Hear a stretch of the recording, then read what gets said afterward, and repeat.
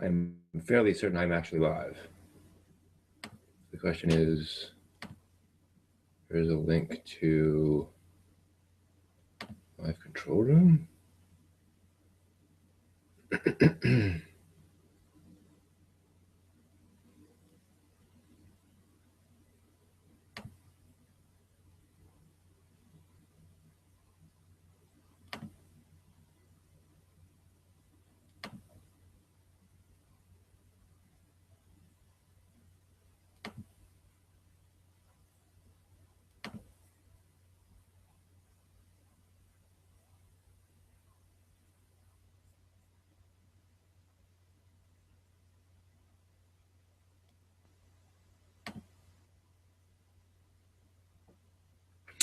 Okay, so there's something going on here, kind of, sort of, but I can't seem to get to chat. How do I get to chat? There used to be a link. That's annoying. I better not have to keep this here open forever. Advanced settings. No age restriction, creative comments, never aired. I don't want to monetize it. DVR. Video language, I'll say it's English. It's weird. Oh, no, cancel. That's bizarre. Okay, let's go back to live events. There it is. Am I not still? I'm running. Okay. No, that's just weird. Getting any weird echo? Sounds like I got an echo. Whoa. Huh, that's interesting. Oh, that's why. So I need to turn that off. There we go. Okay, that's better. But it's still a problem because I want to just get to the comments themselves, but it looks like YouTube doesn't give me a chance to do that, which sucks.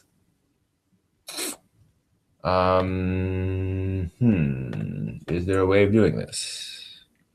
Links? What are links? No, just embed links.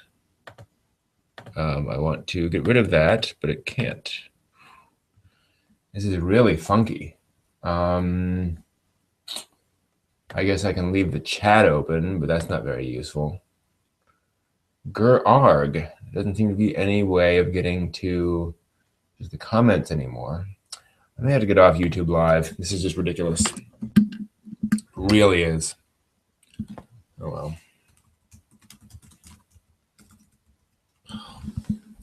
Okay. I'm just going to leave you there because everyone's kind of crazy. Hello, viewer. I'm having some issues with but hopefully we'll get everything resolved and worked out and handled is the idea. And they left. Oopsie. Granted, we are a little early. And I'm getting very odd video recommendations on this. Huh. Let me check G+. Man, that's getting a lot of pluses.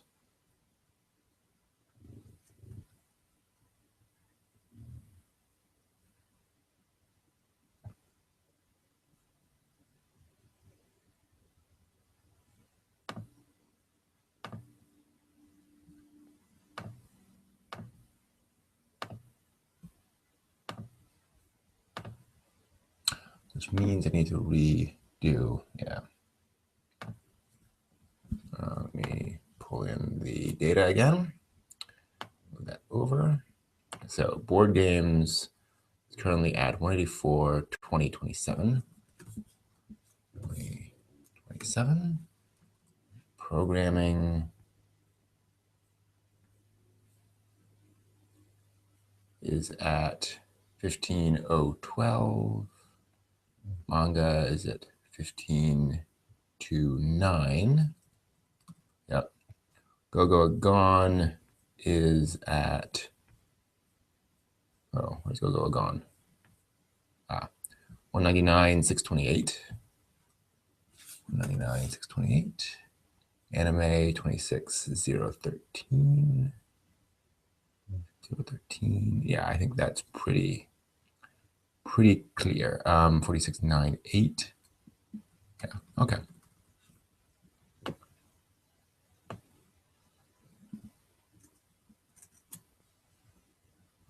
Oops. No, I want grab. Save. Oops.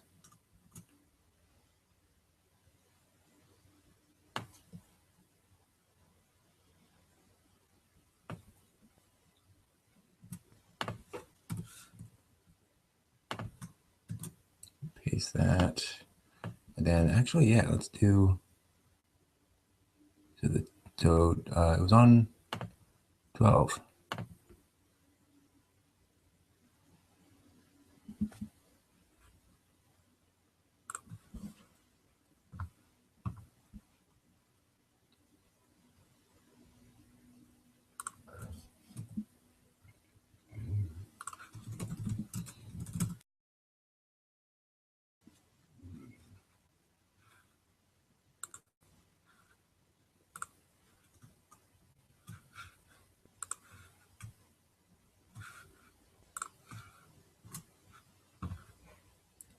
I want to go to what? That is miscellaneous.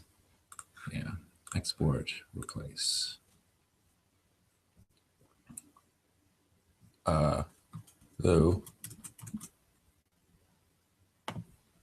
Export. Okay. Seeing any comments? Hey, Eric. Hey, Dark Devil. Good to see ya. Just getting some stuff taken care of here. Itchy. Yeah, you're early. I started the stream about 15 minutes early just to get things going there. And I'm just getting ready, just taking care of a few things, getting the news stuff sort of cleaned up. Let's see here.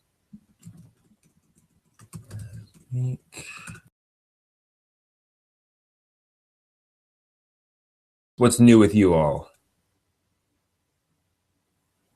Yeah, that's not working at all.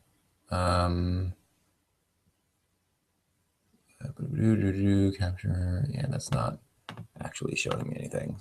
That's not going to be useful at this. For this. I do wish there was some way of. Nope, there's no other way of showing comments.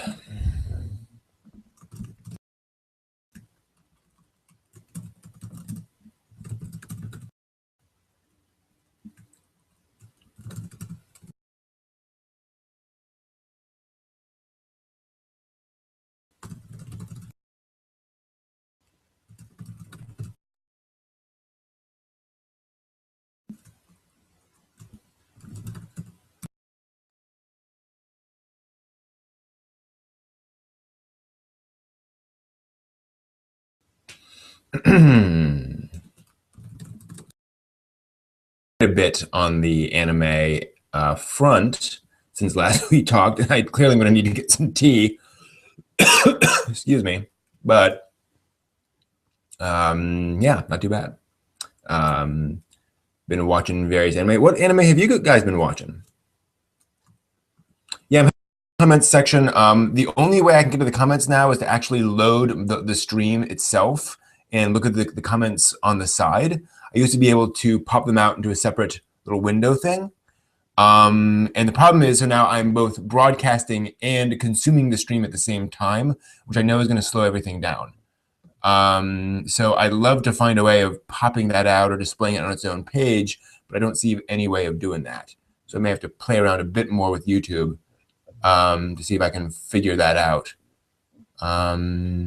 Maybe if I go to, no, I think I just have to go to there and yeah, just have to have both running simultaneously, which is annoying.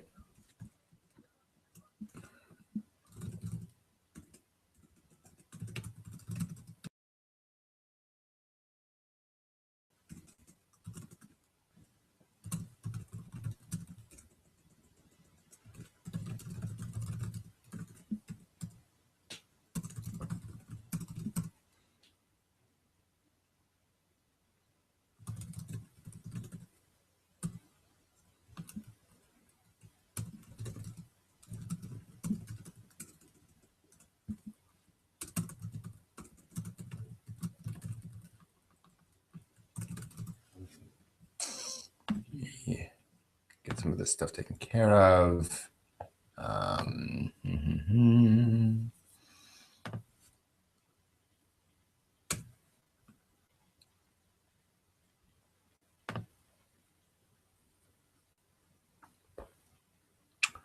Good. Watching Parasite. Nice. My thoughts on the upcoming Digimon Adventure series. I have not actually looked into that. So I'm actually going to Google it now because people have been mentioning this, but I don't know what to think. Let me just see what I can say. See here.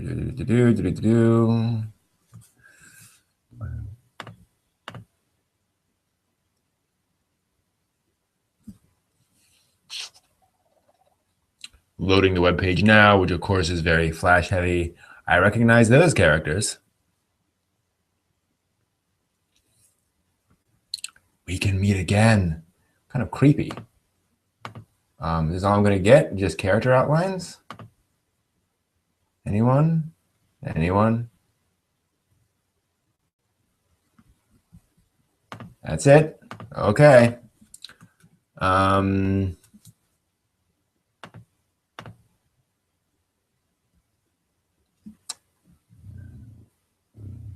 Okay. All right, let me look into a bit more, see if I can find some information on this koi, so to speak.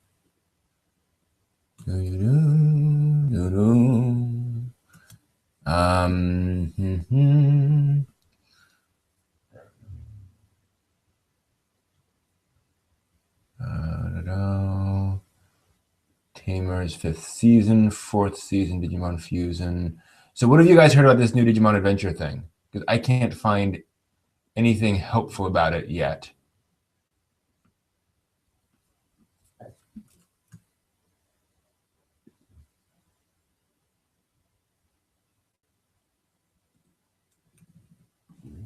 Again, folks are being kind of annoyingly coy about it.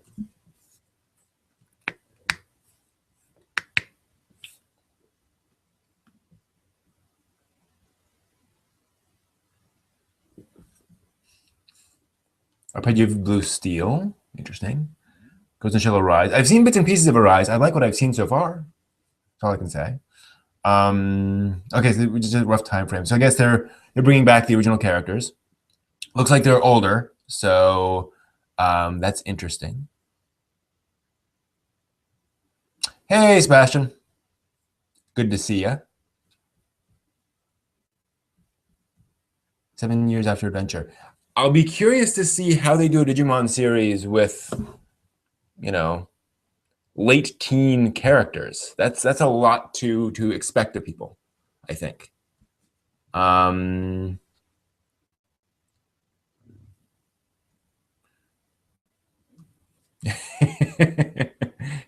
Yeah, that's a long time to wait, Sebastian. But yeah, yeah, I don't know. I mean, it might be a reboot, which would be interesting. I mean, Digimon is definitely a kid-oriented franchise. So if they did that, I would be surprised. Do we know if it's a TV series or an OVA? I could totally see them doing a kind of a Summer Wars style, OVA, or kind of like the movies, the Digimon movies. Do a little short thing with the characters older, do kind of a nostalgia kick.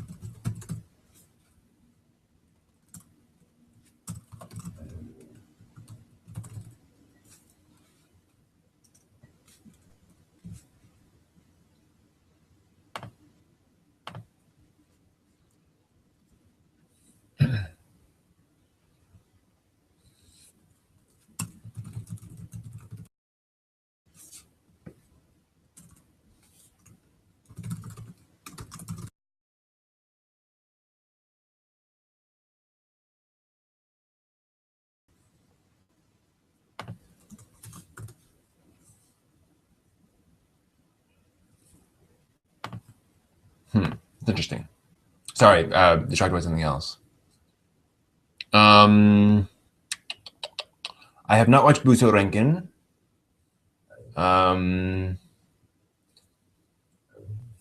I'm not familiar with Terraformers. What is Terraformers?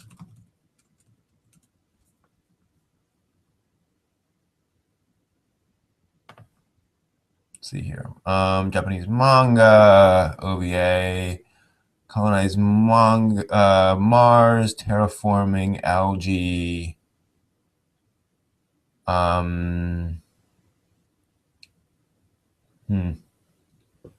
Looks fairly actiony. Haven't seen it. Haven't seen it. Interesting. Oh, hey, Art is cool. Good to see you.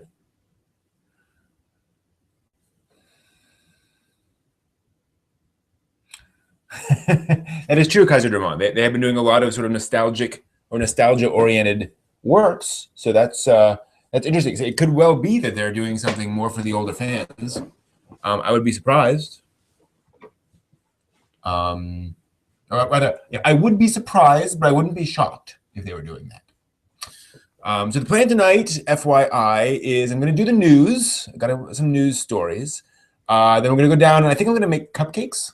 I'm trying to perfect a recipe for cupcakes that I made some a couple of days ago, and I need to taste them again and get a really good feel for how they worked out. And then from there, I'm going to tweak that recipe. And the thing is, I'm trying to find a recipe that only makes like 6 cupcakes at a time. Because when do I ever need to make like 26 cupcakes? So I'm trying to make, a few.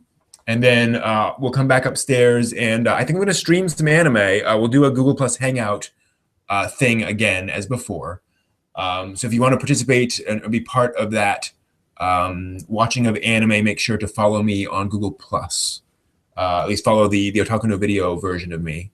It has the O&V logo.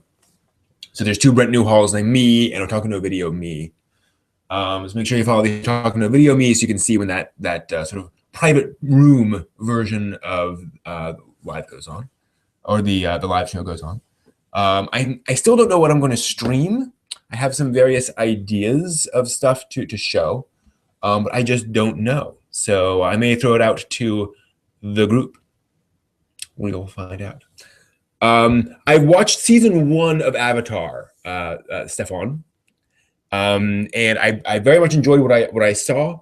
But I got distracted by other stuff, so I never finished it. Now, and I am aware, all the all the accolades for Avatar, and also I'm aware that season 1 is kind of the most low key, if you will, of all the Avatar seasons. That it sort of ramps up from there. So I totally get that, but I just haven't gotten back to it. I kind of wanted to sit down and actually just really watch it. I didn't want to watch it episode by episode. So I was waiting for it to come out, and then by the time it came out, I'd moved on. So I do definitely want to watch Avatar at some point. And then I watched the teaser for Legend of Korra, which intrigued me a lot. Awesome to see a female protagonist. Imagine that. And then, of course, stumble on lots and lots and lots of Rule 34 stuff about Avatar online. That is the way of it. Welcome, Jeff Satin.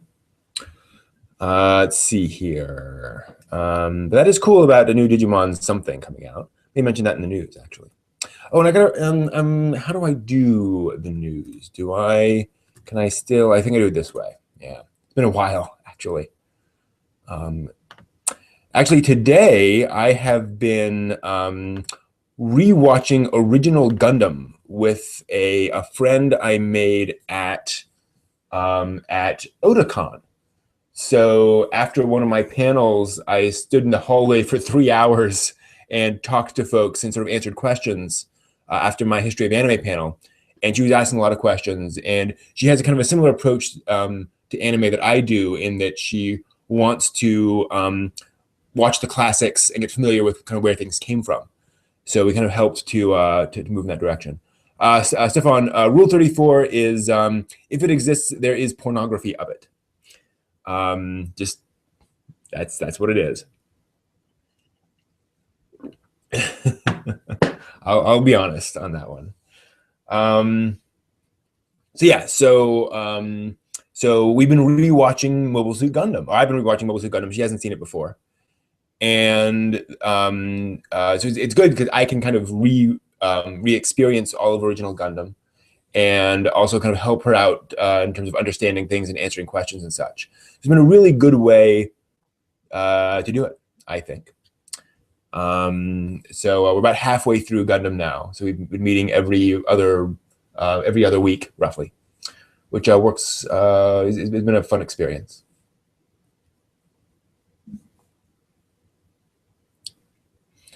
All right, so let me close out of a few of these things that are sitting around, just so I'm not. Yeah, cool. And then let me see if I can start the recording, and then we will see what we can do. That is set to the correct settings. Yes, it is. Oh, I am so excited about Gundam the Origin. I watched the second trailer for the first episode today, and I really can't wait to see that. Oh boy, especially again, rewatching Gundam, original Gundam, or first Gundam, I think is how they originally wanted to brand it. Yeah, I don't actually want you to download that. That's kind of a small story. I'm going to push that off. That is also a small story. Attack on Titan's a big one, so we'll mention that one. Okay.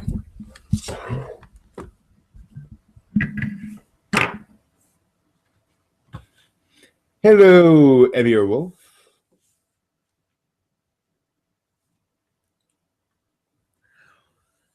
Yeah, I don't know about that, Sebastian. I mean, ethnicity in anime is always a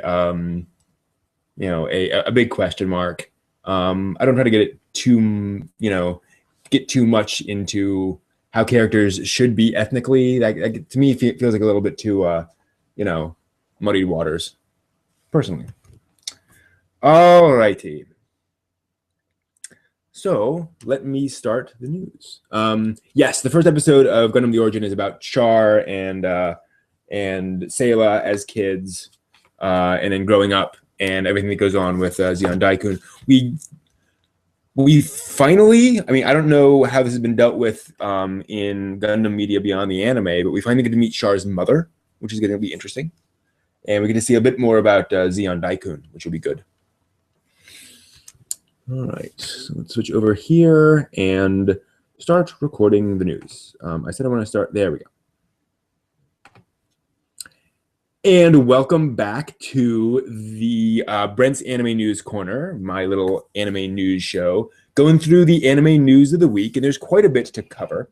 Attack on Titan is getting a second season in 2016, so we have a ways to wait on that. This was announced at an event for the new Attack on Titan film, Crimson Bow and Arrow.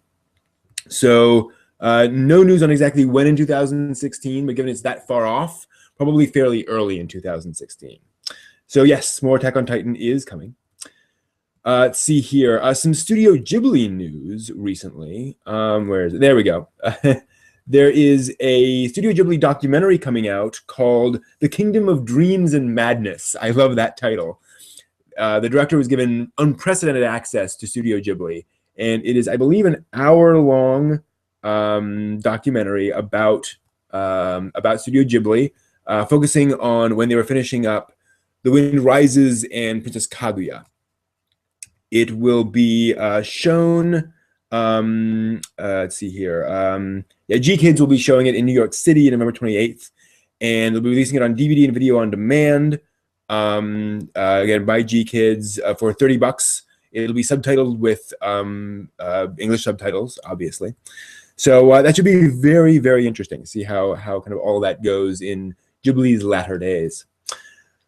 Meanwhile, Princess Kaguya was released over here in North America in theaters. It's currently in its 5th week, and it's earned a grand total of $370,000. Not a great performance, unfortunately. So it is the 24th highest grossing anime film to be released in North America, which is, again, not a wonderful thing. But it's not surprising. It's a very Japanese story and like it is literally an adaptation of a Japanese story. So it'll still be in certain theaters over the next few weeks, but not a big hit for Ghibli. Fortunately, we are getting Blu-ray releases of some more Studio Ghibli films. Pompoko, Porco Rosso, and Tales from Earthsea will all be released on Blu-ray February 3rd, 2015. So expect that. At least that's what Walmart claims. And if Walmart has it in their databases, it's probably pretty right. Weird news this week about Knights of Sidonia. Apparently, Blam, Tsutomu Nihei's earlier manga work, is getting animated within Knights of Sidonia. So the January issue of Monthly Afternoon magazine announced that Blam will be animated within Knights of Sidonia, War on the Ninth Planet, the second season of Knights of Sidonia. And Tsumugi will finally appear. I don't know how they're going to do this, but apparently they are. Some fans have suggested that maybe they're going to do the Nadesco thing, where the characters in Knights of Sidonia are all obsessively watching Blam like on their TV screens. That would be hilarious, but I doubt it. Aniplex has announced they have licensed Durarara 2 or Durarara X2. Don't know how you're supposed to pronounce that. But this will be the sequel to Durarara, obviously. So that will be offered. I don't think there is any new. Oh yes, it'll premiere in January, streaming on Aniplex Channel, Hulu, and Crunchyroll. Meanwhile, Masashi Kishimoto has announced some details on what he plans to do when Naruto ends. He does have some plans for some spin-offs and things once Naruto ends in the next spring. And then he says he does plan to do some non-Naruto stuff after all the Naruto stuff ends next summer. So he is planning on doing something there. However, he is 40 years old or close to it. He's turning 40, and he has a wife and child now. So he says it might not be a weekly action story. Just saying, maybe. Let's see here. Crunchyroll has announced that they've just launched an Xbox One app. So standard functionality on there, free and premium functionality. Free stream will include ads. Meanwhile, Crunchyroll has also changed some availability options. So some exclusive to Crunchyroll will be available to free members for a year. So you'll be able to watch it anywhere within that year after it airs. And then premium members can watch it as long as Crunchyroll has the license. So free members jump right on those shows. Titles that are not exclusive to Crunchyroll will be there kind of forever. So in other words, if you're a free member, anything that's exclusive to Crunchyroll, you'll have less potential access to. You want to jump on that quickly. Yeah, so that's just kind of the way it is over there at Crunchyroll. Bit of a shame, but I guess they're really trying to push people to watch stuff on Crunchyroll as soon as possible. Now, from what I'm reading, it looks like the episodes will remain there a year after the episode airs. So if it's a 26 episode series, it takes 6 months to air, then that last episode will be available for a year. In other words, it's not a year from when the show starts, it's a year from when each episode airs. So that's at least better than the alternative. In some manga news, let's see here, Kendi Oewa, who drew Welcome to the NHK, and what was the other one? Tsurumi Entangle, has a new manga coming out called Red and Blue Ehrenberg, also known as Aka to Ao no Ehrenberg. It'll start December 26th. The tagline is Snow White of the Garden of Eden. Kind of interesting. Persona Q is the video game is inspiring 2 new manga series to come out this winter. So we will see. Let's see here.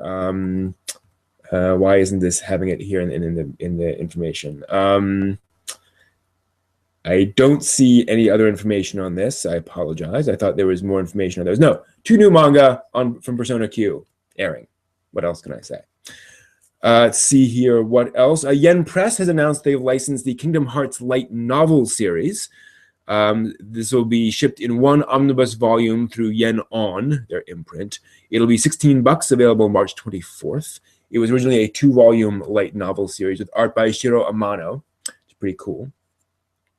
Yeah, not much else to say about that. Discotech has announced a number of licenses, particularly for older series, including Magic Knight's Ray Earth TV series. This was a seminal and absolutely classic early Clamp anime series. Very shoujo, strong girl protagonists, always nice.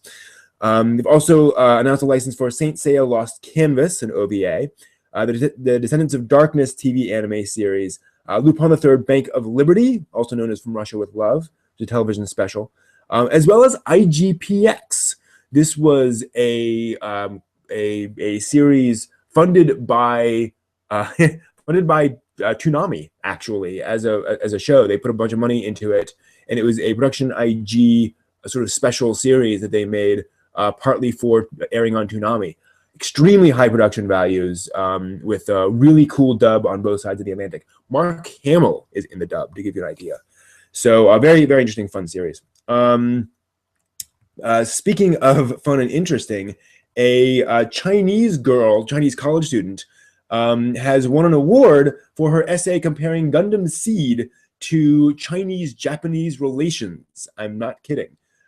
This was part of an essay contest about Japan that was put together by China's National Donghua University. And the essay is about how watching Gundam Seed at the age of 14 provoked her to think about war and what war means.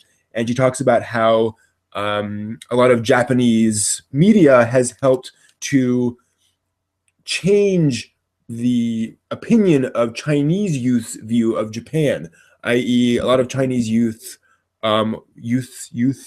grow up with a specific view of Japan, but watching anime and reading manga and such helps to give them a more well-rounded, if you will, view of the Japanese. And her view and her perspective is that Gundam Seed, particularly being about a war between two very strong, firm national or human identities and two strong cultures, had these interesting sort of parallels to those views, which is pretty awesome for someone to do.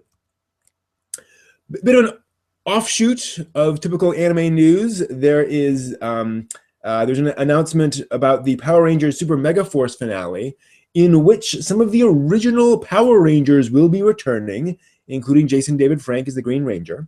So yes, you will be seeing some of the classic Power Rangers in that. So if you're interested in that, check it out Saturday, November 22nd at midnight, which is actually today. So watch it today. There's going to be a reboot, it seems, of Battle of the Planets / Gotcha Man as well. There's a classic series from the 70s that was very popular in North America and internationally, indeed. One of those things just kind of went everywhere. And they're taking the staff from Gotcha Man, and I'm sorry, the staff from Beyblade, and getting them to imagine a reboot of Battle of the Planets. So should be interesting. It's being orchestrated by a Canadian media company named Chorus Entertainment. They apparently were one of the ones involved in Beyblade, so that's pretty cool. Let's see here. There was a clip posted this week for a new Ghost in the Shell online shooter. So basically a Call of Duty / style game in the Ghost in the Shell universe. The video game showed footage and indicated that you're playing the members of Section 9. Don't know quite how much that's going to fit in with everything else. And a lot of the abilities seem sort of Section 9 inspired. That said, it looks like it's a pretty standard sort of shooter type of game. You are using Section 9 kind of abilities, but it's so you can run around and shoot people in the head. So it doesn't look like it's too much, like Assassin's Creed's jumpy, sneaky stuff. Unfortunately, I think I kind of wish they were going more in that direction, but it looks like it's basically Halo with Tachikoma, which could be fun, but unfortunately it looks like kind of a skin. But oh well, it does look pretty cool. Let's end up with the New York Times manga bestseller list for the week. On top is Attack on Titan, followed by Nisekoi False Love, then Bleach and Fairy Tail, then No Game No Life, All You Need Is Kill, which is rather nice, then Attack on Titan No Regrets, Attack on Titan Volume 1, Black Butler, and UQ Holder, or Ukui Holder. Japanese pronunciation of those things tends to be a little odd. Kind of interesting here, no Naruto in that top 10. Interesting. So that's the news for this week. Thank you all for watching, and hope you have a great anime week. Okay, a lot of news. So scrolling back up to see what folks have chatted. Kaiser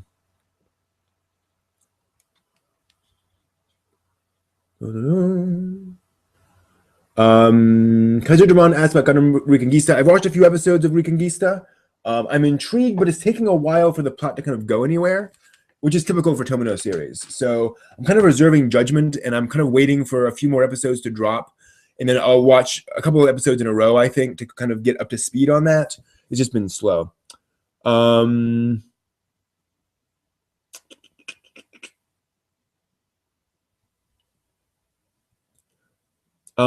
ethnic diversity of castes, that is possible in some countries. I don't know how much you realize how non-ethnically diverse Japan is. Just saying.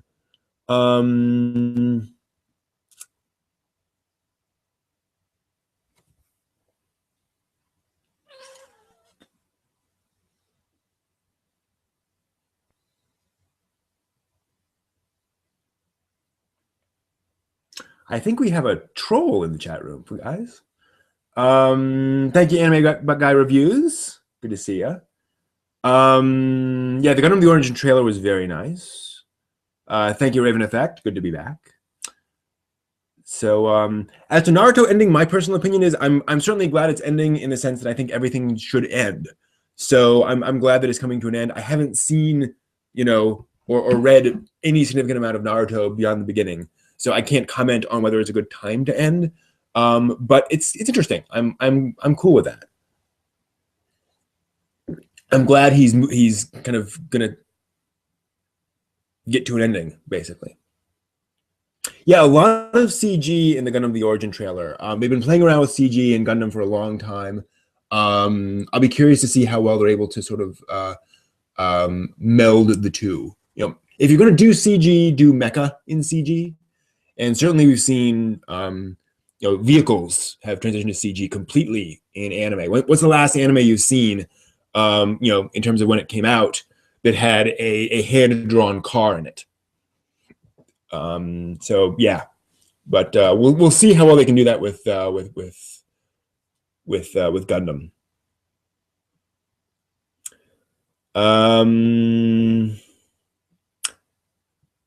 Let's see here. JL West, Right Stuff has licensed, or there's a plan for Right Stuff to license Gundam the Origin. So once they've announced that, then they will announce licensing plans or streaming plans. But as far as I know, there's no place. But yeah, and it doesn't come out till next February. So we have some time to watch, to wait. As to Shirobako, I'm very impressed by Shirobako. I'm not up to date. I've only seen up to I think episode 3 or 4, but I'm very impressed. It jives with. So if anyone's curious, it jives with everything I know about anime production. Yes, I think that is definitely it's definitely accurate. I'm very impressed that it is a show completely based in real life. I mean, yes, there are the kind of fantasy sequences of when the anime characters appear in front of them, and there's some sort of the Satoshi Kon TV series. Yeah, so there are some bits like that, but the stuff set in real life is very much real life. So that's pretty cool. Yeah, so I'm very impressed with that. I have not seen Kite live action. I did not realize it came out. That missed me. So I'll have to track down the Kite live action. Is the Kite live action? So how they handled the content issue in Kite? I'm curious.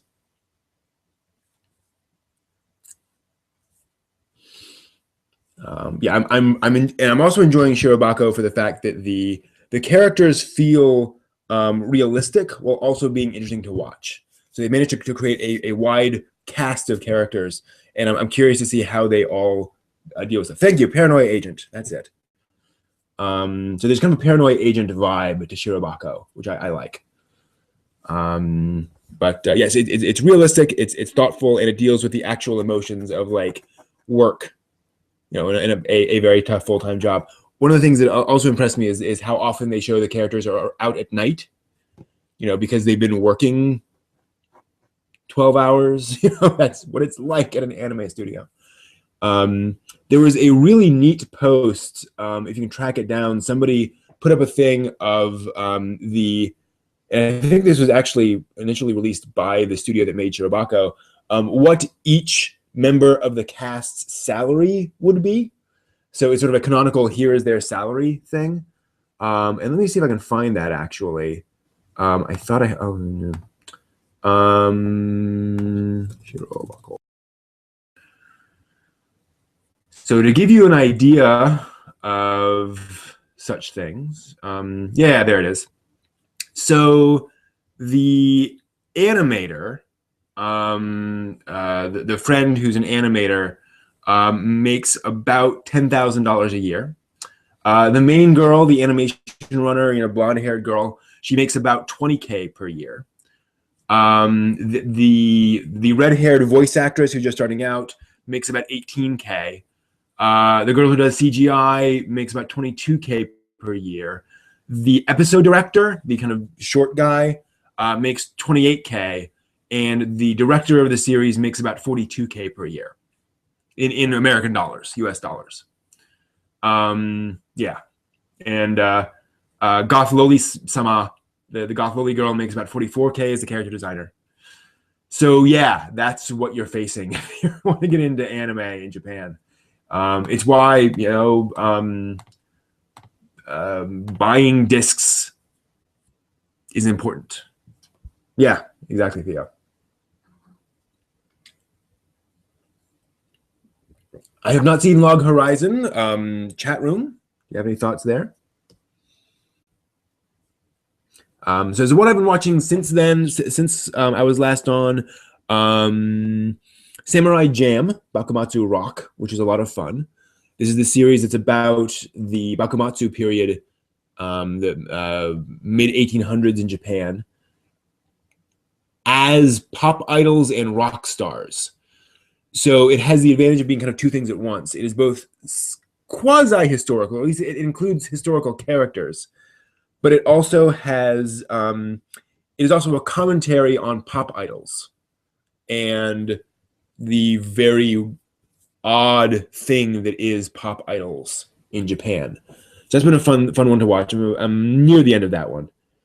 Let's see here, what else? I'm trying to think. Well, let me pull up the big list. Let me see here.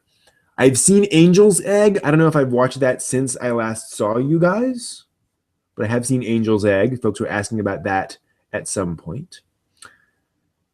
What else? I watched Watamote. Loved Watamote.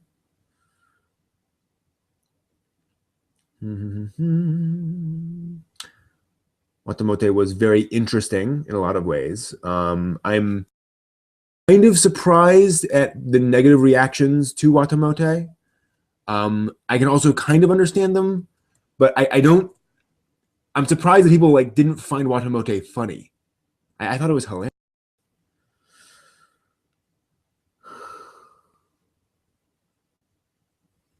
What else?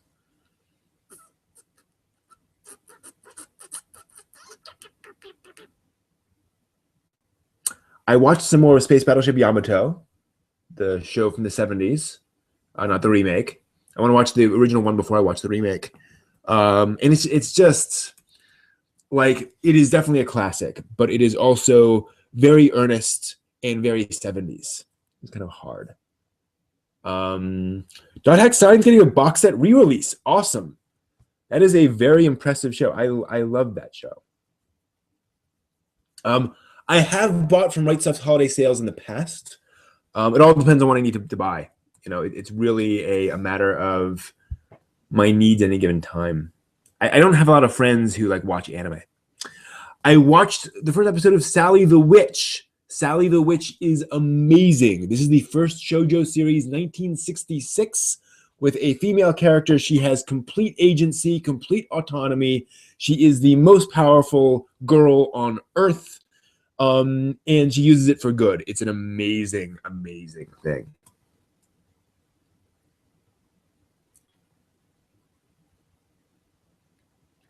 So that was Sally the Witch, or Maho Shoujo Sally. It also explains a lot about shoujo. Like when I watched Sally the Witch, I was like, no wonder so many shoujo series have either strong female protagonists or at least female protagonists who can do things and have agency and can lead a story without getting overshadowed by the male protagonist, because it's all started with Sally the Witch. Sally the Witch was she made it all happen. Amazing. What else? I watched a show called Dream Hunter Rem, a series of OVAs. This was recommended to me by this is a story. Recommended to me by an older anime fan. This is his favorite anime series. And Dream Hunter Rem is interesting. It was originally hentai. And the first episode they released is very much hentai. Girl can jump into dream sequences, and the dream sequences are ultimately, demons are trying to do certain things to certain girls who are asleep. And so she fights off the demons after the tentacles do their thing. And it came out, and the fan reaction was like, we actually like these characters so much, and we like this setup so much. Make this non-hentai. Like, do the rest of this as a straight release, and we'll buy it that way. You don't need to kind of cheapen it with all of this, weird sex. So they did that, which is really cool. And so you can find the hentai original episode, and they even redid the first episode to remove all the hentai material. Basic premise: teenage girl can jump into people's dreams and fight off demons. And when she does, she transforms into an absurd outfit, and does that. What's neat about it is that on the one hand, it tells these fairly light-hearted detective adventure stories, where she's brought in to deal with something, which then takes some sort of horrific turn at some point. It turns into basically horror. And then there's kind of the action within the dream sequences, which are very much action-adventure sequences. So it's a lot of fun on that score. And there's a lot of care given to the drawing of the characters. The budget is, I would say, medium to high. And it's made with love. It really does seem that way. It's a fun series. They did a new Dream Hunter Rem OVA series that was a sequel a couple years later. It's an 80s series. A lot of fun. Surprisingly good. I mean, it does have issues with, you can tell a lot of the storylines were originally meant to be hentai premises. They had to kind of rework them. And there's some horrible stuff that happens. But overall, it was a really fun ride. And so the story behind that is that at Gen Con, which is a gaming convention, tabletop gaming convention primarily, I did my history of anime panel, and a guy came up to me in the hallway afterwards and said, I meant to come to the panel, but I couldn't make it in time. And he was probably in his 50s, maybe 60s. And he said, I've been an anime fan for a very long time. And for decades, he's been an anime fan. And so I got to talk to him about what it was like being an anime fan in the 80s in America, and what the early conventions were like, and so forth. And so we talked a bit about that. And Dream Hunter Rem was his favorite anime series. So it was really neat to get some validation about how anime fandom in America has evolved. Really, really interesting. But yes, exactly, Dark Devil is kind of that Rule 34 thing where, of course, if you're going to have that, you're going to have hentai. Odd, but that is the way of it. So yeah, the Dream Hunter Rem was fun. Let's skim through, see if there's anything else obvious and clear here. So the other thing to mention is that this past week I actually resigned my job at Amazon. So I'm taking the next month and a half off, basically through the end of the year, to relax at home. And I'm not going to spend all my time watching anime, but I do plan to watch some anime while I'm home. So that's going to be good. I'll hope to chug through some series here and get through some stuff. I watched Horus, Prince of the Snow. I've already seen that. I'm not thinking of Horus, Prince of the Sun. I'm thinking of something else. What is it? The Little Prince and the Eight-Headed Dragon. This is a children's film from 1963, anime film. So, like, anime didn't quite exist yet, but there were like Toei Animation had started making some of these color animated films, and so like it's got this very flat style to it. It's very interesting. If you look up again, Little Prince, it's a classic Japanese story adapted into a film, and so it has this kind of wall scroll, or not wall scroll, wall mural style to it in a way. It's very, very flat, and not a lot of color variation. Like things are kind of blocked out in color. It's very interesting. Unfortunately, the story is pretty straightforward. It's very much one of these classic legends. Young boy goes off and he kind of makes some dumb mistakes, and then he tries to be good. It's hard to appreciate one of these stories that came out, that was written centuries or millennia ago, that have just different approaches. Yes, absolutely, you can be 16 and be an anime fan. I'll put it this way, Sebastian. When I was getting into it, there was a significant belief that people were saying, "Can you be 14 and be an anime fan?" I mean, the anime fans back in my day were suspicious of teenagers who claimed to be anime fans, because like you can't have seen enough, if you will. But yeah, you can absolutely be 16 an anime fan. No problem there. So let us move downstairs and try some cooking. And hopefully YouTube will be happy.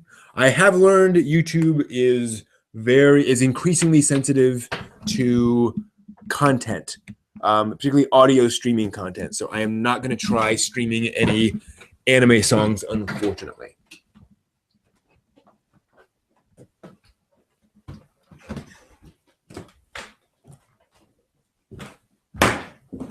Much as I'd love to. I'm actually thinking of moving back off of YouTube Live just because of that, because it's so hard to stream stuff and show stuff. It's annoying, you know? All right. I have a few dishes in my sink, but I am not that ashamed of that. Let me do a little something up here so I can move this over here.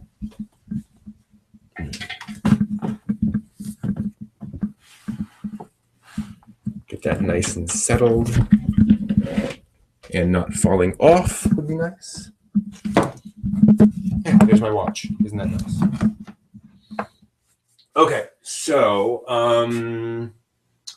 see how we're doing that way. And I'll probably aim it back down in a minute. So I have these cupcakes.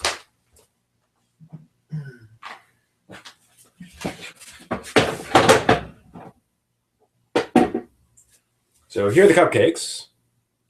Actually, I think I'm going to go with this one here because there's slightly less frosting. Much as I love frosting, I'm trying to get a feel for the cake itself, because I want to know how well the cake itself works. I actually have just some cupcakes without the frosting, but part of this is the frosting.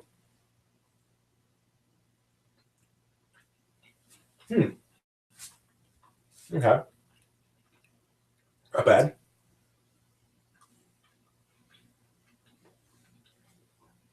fairly flavorful. So this is a cooking thing. Part of the thing about cooking is figuring out what you want. There are lots of different recipes for any given dish, and part of becoming a chef, or at least kind of learning to cook, if you will, is understanding that there are lots of variations, and you want to find your favorite variation. So, thinking about cupcakes, do you want it to be dense? Do you want a dense cupcake, or do you want a light and fluffy cupcake? How strong do you want that vanilla flavor in there? How buttery do you want them to be? These are all sort of questions to ask yourself. This is what we call a relatively even crumb, meaning that there's not a lot of little holes in there. And if I were to actually just pull it apart, there we go. If you pull it right apart, you'll see that it's not completely even, but it's pretty even. And so that's a nice, fairly even crumb. Something like, well, cheesecake obviously has no crumb whatsoever. But a standard cake, like a yellow cake, will have a very even crumb. There aren't lots of holes in it, compared to, say, French bread, or lots of other breads will tend to be a little more uneven within them. And that's a property of the chemistry behind the cooking, and that changes the flavor of them. One of the reasons why French bread tastes the way it does is because of what the yeast and everything else does to that dough in it, which causes those holes to form. Now, the other thing about cupcakes is that they have to support frosting. So this needs to be, you couldn't have this with a very loose crumb or very empty crumb in that sense, or uneven crumb is what I mean. Because then some of the frosting would goop inside and you couldn't frost them evenly. And also there's a good chance that they would just fall apart because there'd be just too many gaps in them. So that's one of the factors. The other factor too is I like a light and fluffy cupcake, but you got to be careful with that because again, you can create something that's so fluffy that you put frosting on it, and that just kind of deflates the whole thing and destroys it. So the frosting's good, but for my money, I want something to be a little lighter than this. I want a slightly more even crumb and fluffier. So I don't want something too dense. This is pretty dense stuff. It's good in terms of being a good consistency, but it's just a little too like pound cake like for what I want out of a cupcake. And again, this is not to say that there's only one good way to make cupcakes. You may want a dense cupcake. That's totally cool. You got to figure out your own preference. So let me go here. Oh, let me save the news thing. News before that crashes and takes it with it. Save, save, save, save, save. And I'll pull up this cupcakes recipe. Okay. And like I said, I'm looking for a recipe that doesn't make a lot and that I can easily subdivide because a lot of recipes will make like 26 cupcakes. That's crazy.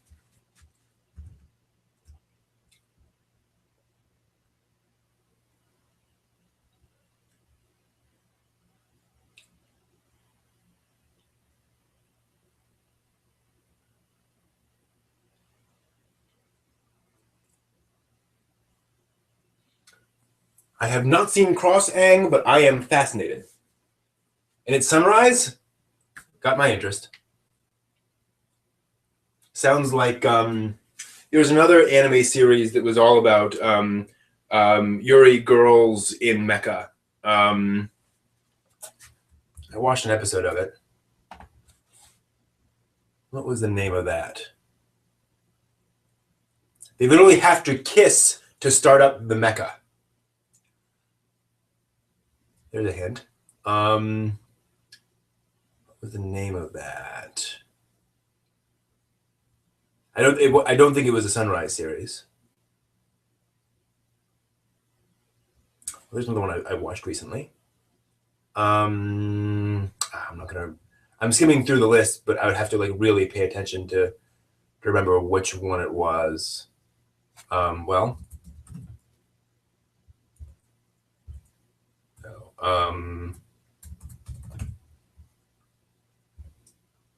Do, do, do, do. We didn't put it in the list. That's interesting. I may not have actually listed it. Huh. Yeah, I'm not seeing it in the list.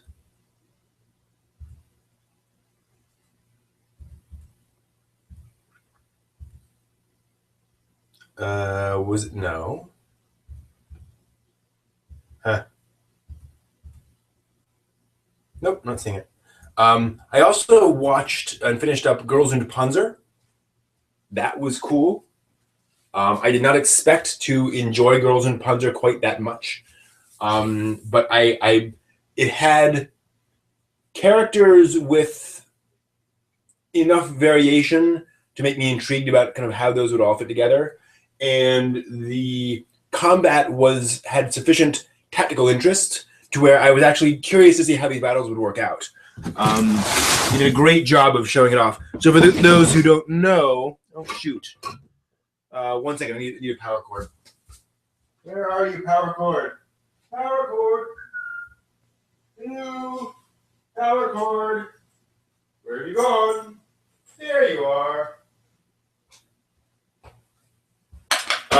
It's about Moe girls who drive tanks in high school. It's pretty awesome. And they are kind of Moe blobs, but the actual combat makes sense, and I was compelled by it.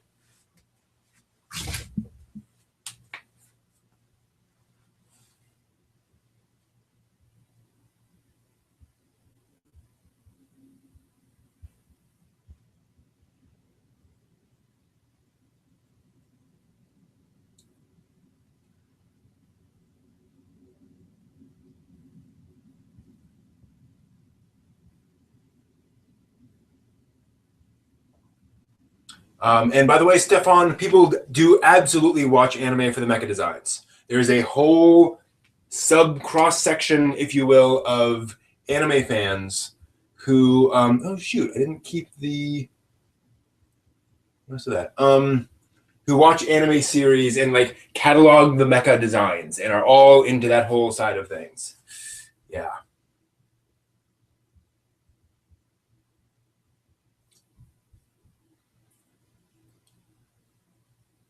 As far as I know, Girls in Panzer was very accurate about the tanks. Mainly because there were legions of Japanese tank otaku watching their every move. So,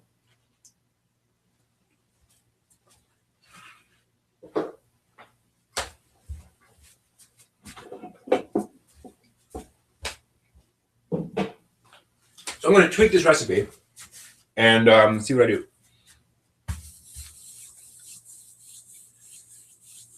I do believe they use Girls in Panzer to promote World of Tanks, but then anime is often used to promote stuff. Just a thing. So I need to find out cupcake baking time because I forgot to write that down.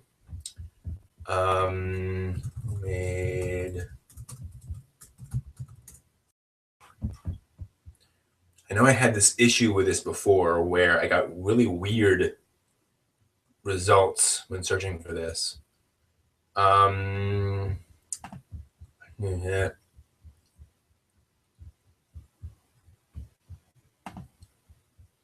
Really, I just need to know, kind of roughly speaking, how long would you bake cupcakes and for how long?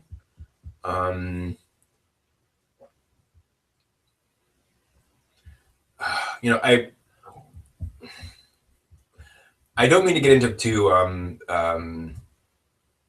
to complain about how people do their blogs, but there are a lot of cooking blogs where people say, "Hey, I made these things," and so I'm going to show you, 20 different photos of the thing I baked, combined with lots of different explanations of what that is before I actually get to the recipe.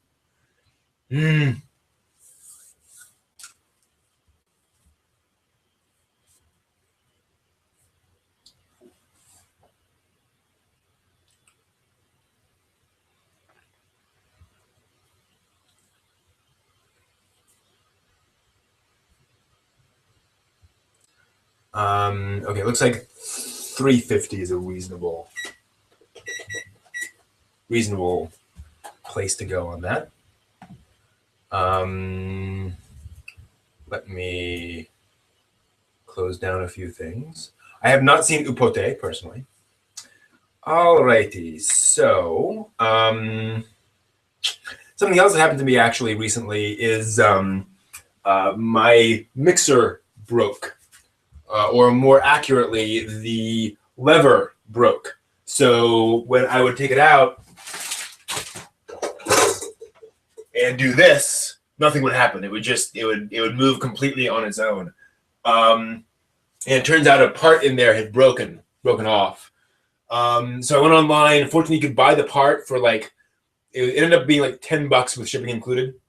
And I had to disassemble the mixer and take out the motor and all that stuff, get out into that, and then take the part out, the broken part out, put the new one back on, reassemble it. It took me maybe an hour and a half total, but it was kind of cool to do, to say, hey, I have control of my destiny, or control of my appliances at least. If something breaks, I fix it. So that was fun. All right, so I'm going to take this recipe, because again, I like it, but I want it to be a little lighter, and I'm going to increase the leavening. So this includes baking powder as the leavening, so I'm just going to bump that up a little bit and see what happens. Also, let me just try one of these. So I kind of screwed up the frosting the first time, so I have a few unfrosted ones, and so I'm just going to taste that.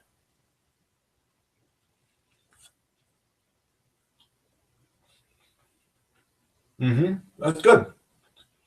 I taste butter. I taste vanilla, but nothing too strong on either end. I'm not going to I could increase the vanilla a little bit, but no, I won't. I like the butteriness of this, and just kind of that hint of vanilla as a basis. So if I'm making something that needs a strong vanilla punch, I'll increase the vanilla. But this is a nice base for cupcakes. Because you know how you'll bite into something where like it has vanilla frosting, but then if the cake is very vanilla-y, then it just kind of overloads each other. So I kind of want to start here. And then, of course, if I want to add chocolate to this, if I want to add other ingredients to this, then that's a good starting point. A little bit of vanilla just for punch. So good.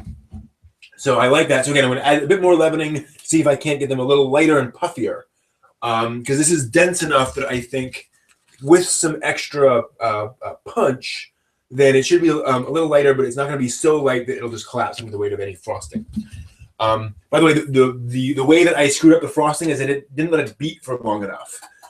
Everything came together, but one of the reasons you beat frosting is to whip air into the frosting. It's literally air whipped. So the more you beat it in that mixer, the more volume it gets, and it gets a little lighter. So I kind of mixed it until it was all incorporated, then tried to use it, and then realized, oh shoot, I don't have enough to cover all of them. So that was a mistake. So I'm gonna fix that this time. So first off, we're gonna bake some cookies or some cupcakes. Yes, Count Becca, I do this every time I do a live stream. I cook. I mean, I've skipped the cooking a few times, but in general, yes.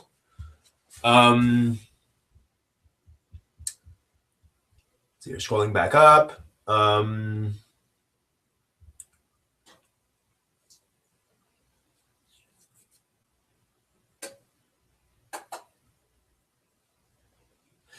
You know, Sebastian, there are a lot of anime series that I think suffer from the Monster of the Week or Mecha of the Week or Bad Guy of the Week formula. I certainly agree with you there.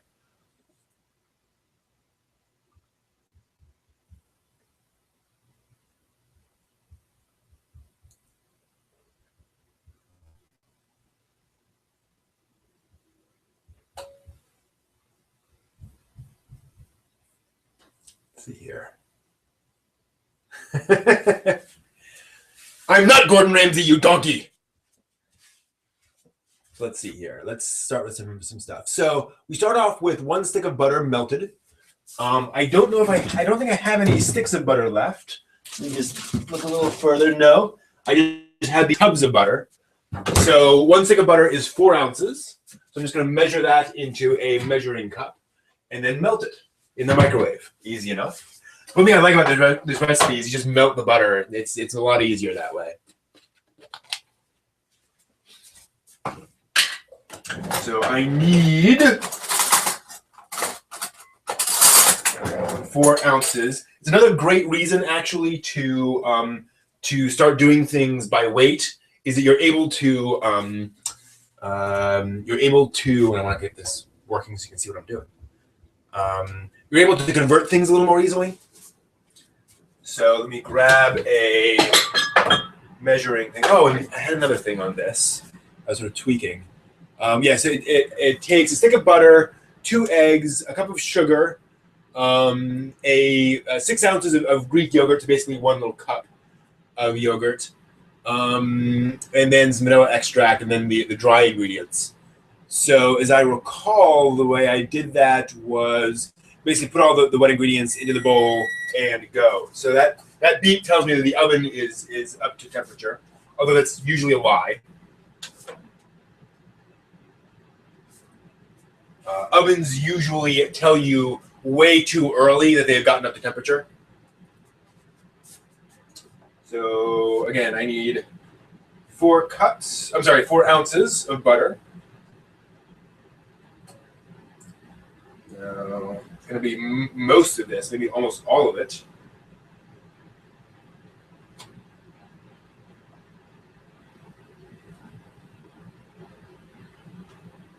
It is 3.85. 4 ounces of butter. Okay.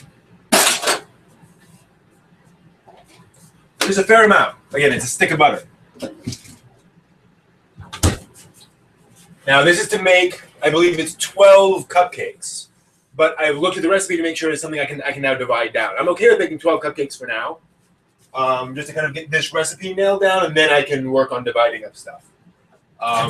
You can go the other direction if you wanted to, certainly. Now, when I'm melting butter, I'm not going to put it in there for 3 minutes. I'm going to put it in there for like 30 seconds, stir it a little bit, put it in another 30 seconds, do it at 30-second intervals so it never boils or burns or anything like that. Most things that I microwave they need to be melted down like that, I'll do it 30-second intervals. Just so, again, I don't kind of screw myself over. Then I know I will need 2 eggs. In fact, yes. Last of the carton. I have another one in there. Tomorrow, I might actually do another live stream tomorrow. That'll be fun. I'm making Hunter's stew. So maybe I will do that and stream something. I don't know. That'll be fun. Well, I may just read manga. I don't know. So after 30 seconds, you can see some of it's melted, but there's a lot of still unmelted stuff in there. So I'm just going to stir that up a little bit. And then melt that. Another 30 seconds there.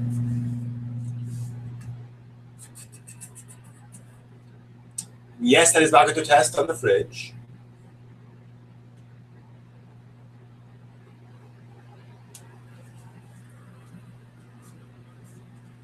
Akagame ga kill. I'm not familiar with that. Is that kill a kill?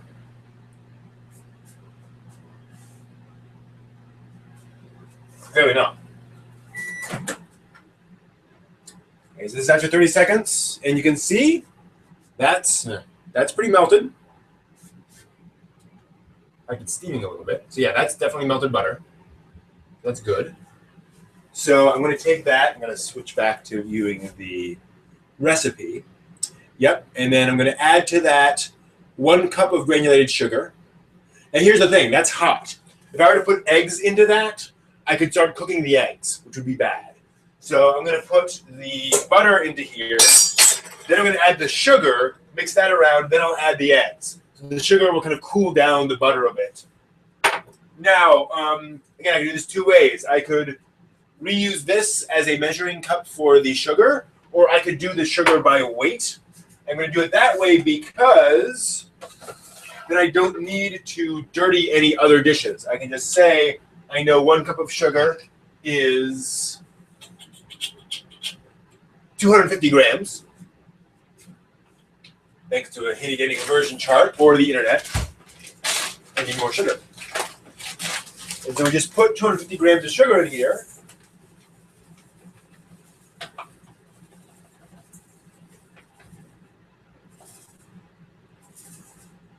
$230, $240, $247, $250.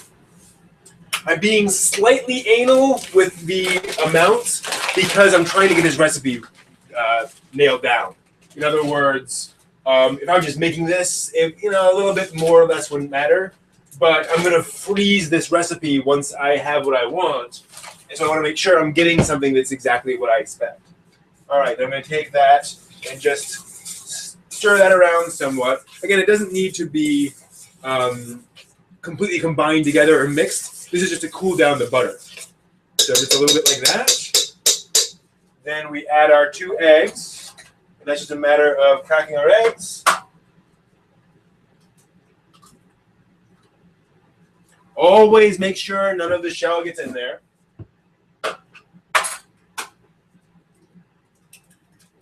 There we go. And then we need some vanilla. I think it was 2 teaspoons, but I will check. But unfortunately, you really can't do like grams or ounces for when you get down to teaspoons, because a teaspoon is like, 1 gram. And the accuracy of that scale at the gram level is not really quite there. You could very easily get to 3 teaspoons and still look like you're at 2 grams or whatever. So you really have to go for measuring stuff at that point. So I have all my measuring spoons up here. I know some of you, those of you who've done this a long time, you know what I'm talking about, but I'm seeing some new faces. So double check if I'm right here. That is, and then the yogurt. So yeah, 2 teaspoons of vanilla extract. You can get fake vanilla extract, or you can get real vanilla extract. Real is more expensive, but it's usually not just stronger, it is more vanilla flavored.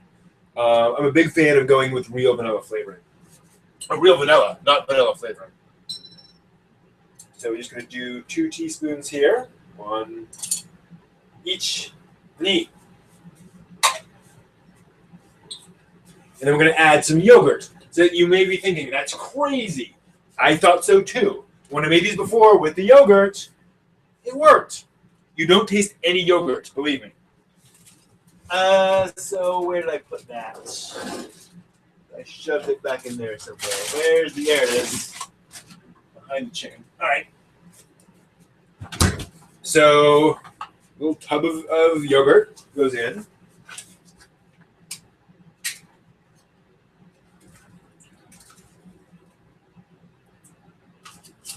You need the yogurt for a couple of reasons, some of which I have not totally researched to verify yet.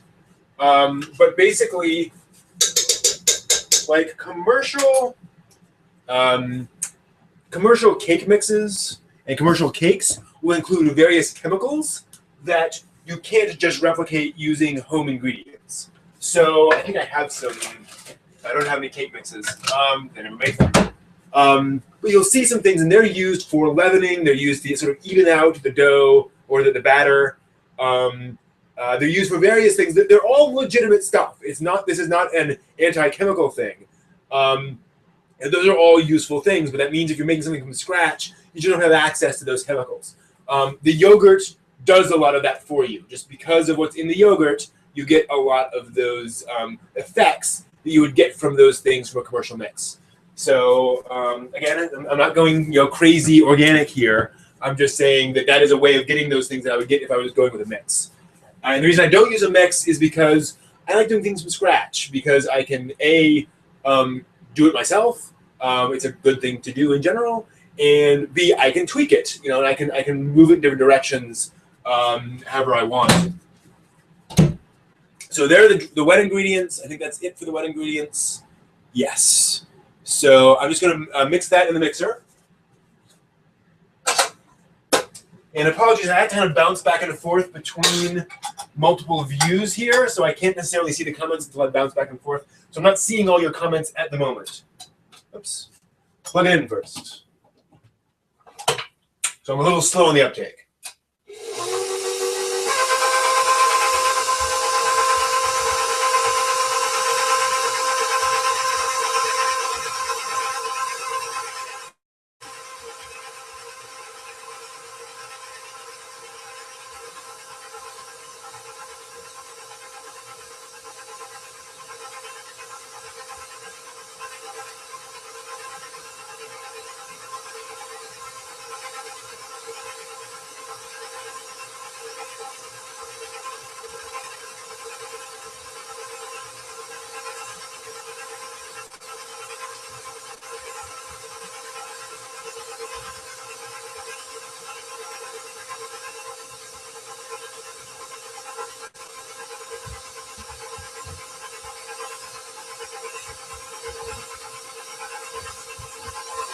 Okay. Really? Okay. So you're not trying to. I'll answer your question here in a second, Lachlan. So the thing about this is you're just trying to get everything together. That's all you care about at this point. Okay, so I got that together. Now I'm going to add the dry ingredients. Now, here's the thing. You need to mix the dry ingredients. You need to incorporate them into the batter. The problem is if you beat this batter for a long time, it will change the nature of the batter. So you want to mix it until it just comes together. The side result is if you're beating or you're adding something like a teaspoon of baking powder, and you just dump, that little teaspoon in there and then let it mix, it's not going to get incorporated all the way into the batter. So basically, how do you incorporate that without overworking the batter, as it's called? You do that by sifting everything, all the dry ingredients together. So all of that baking soda and the salt and all that stuff is all incorporated evenly throughout it. That's why you sift stuff. You also sift things to work air into them. There's the flour, which is another nice thing to do. It basically increases the workability of the batter to have more air in it, as I understand. I'm not as clear on the whole benefits of that, but I have seen the benefits of doing it. I just don't know quite the why yet. So we're going to take 1.5 cups of flour, which again, I want to do this with my weight. So I know that is 187 grams of flour. So I'm going to take a mixer, a little mixing thing. There's a little thing at the bottom there. And I'm going to put everything right in here, right into the sifter on my scale. Makes sense, right? So I need, and I'm going to tare that, meaning I'm going to reset it to 0. And so I want, again, it's 187 grams of flour.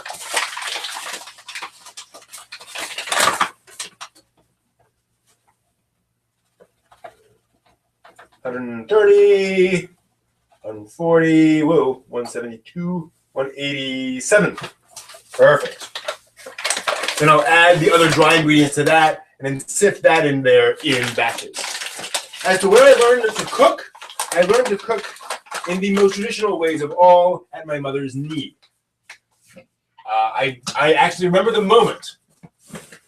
I went in to see my mom. She was in the den sorting papers, and I asked her if she'd make cookies. If she would bake cookies for us, for me and for the house. But can you make cookies, please?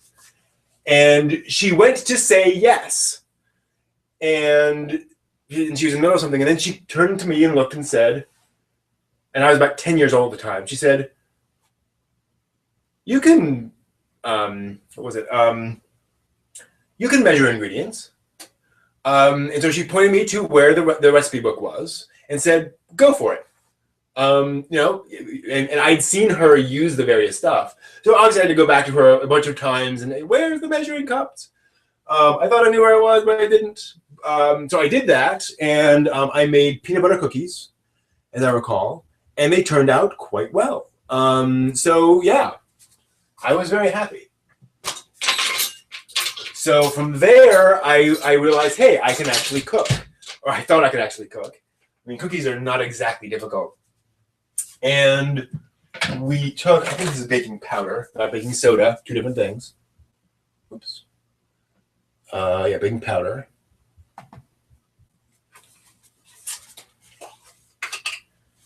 So with that in mind, you know, the world was my oyster, if you will. And I started playing around with stuff. I made cheese baked potatoes. Because that's basically just, you know, baking potatoes, scooping them out, adding cheese, and putting the cheese back in. Very straightforward. Oh, so here's the point. It's 1.5 teaspoons of baking powder, but I want them to be fluffier. So I'm going to add another. I'm going to add at least another half. I'll add another half teaspoon just to see what happens. 2.5 seems like a lot. I mean, that's almost doubling it. I don't want to get into quarters. Let's do the extra half teaspoon. You know, I have a good basic cupcake, so it's not like I need to do major surgery on the recipe. And then 1/4 teaspoon of salt.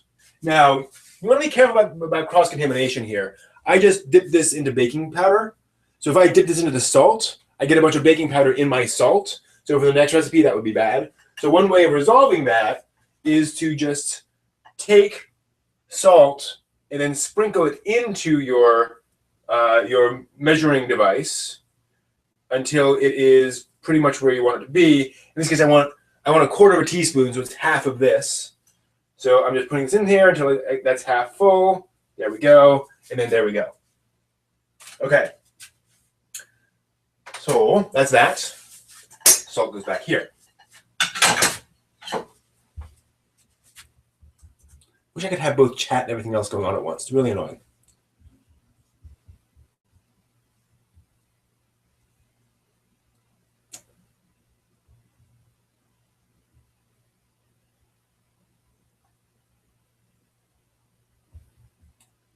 I am so far only watching Shirobako.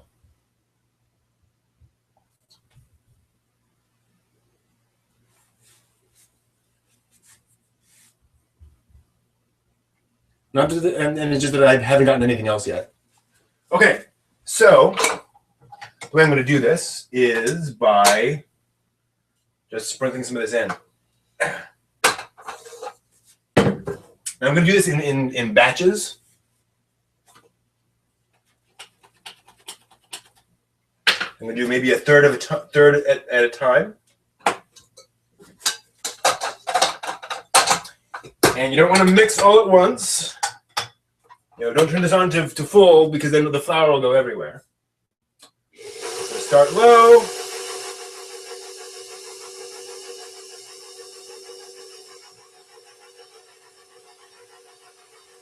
Doesn't need to be totally incorporated. And actually, I'm just going to go a little easier on this. I'm just going to do it like this. It's a little messier and a little more awkward, but eh.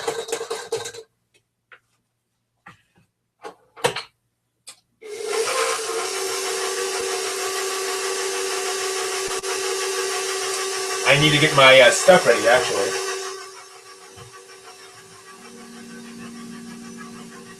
Okay.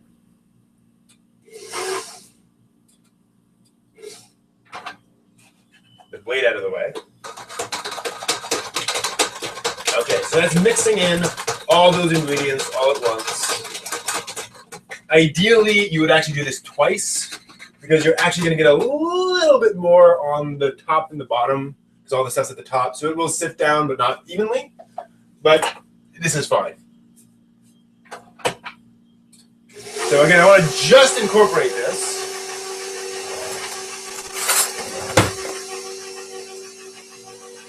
And a bunch has gotten up the side, so I'm going to scrape that down. A bunch of flowers on the side. So I want to get this, I mean, pretty even.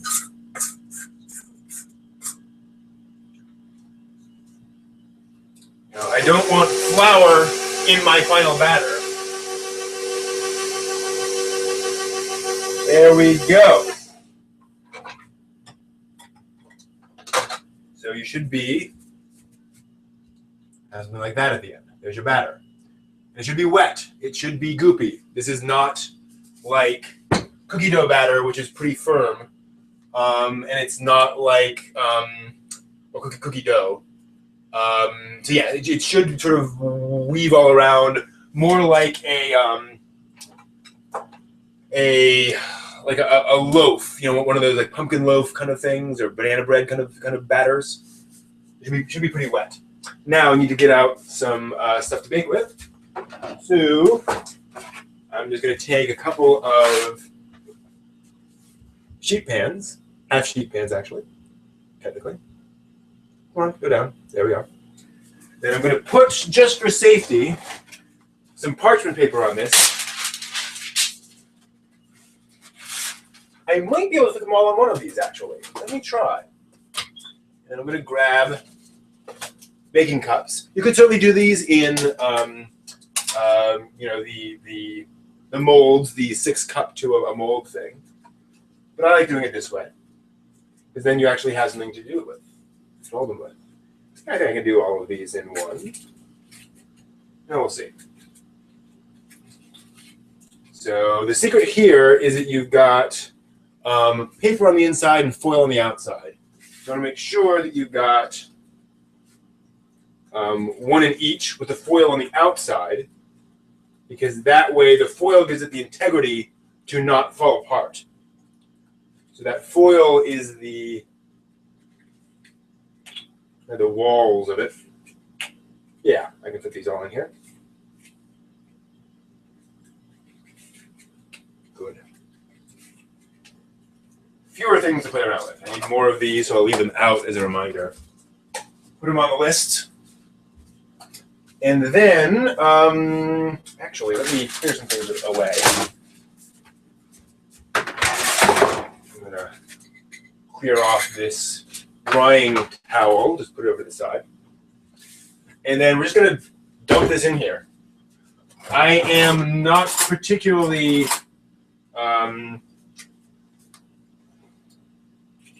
careful about this. I mean, I'm careful, but I don't get too worried about oh, I'm going to use a measuring thing and like a cookie scoop.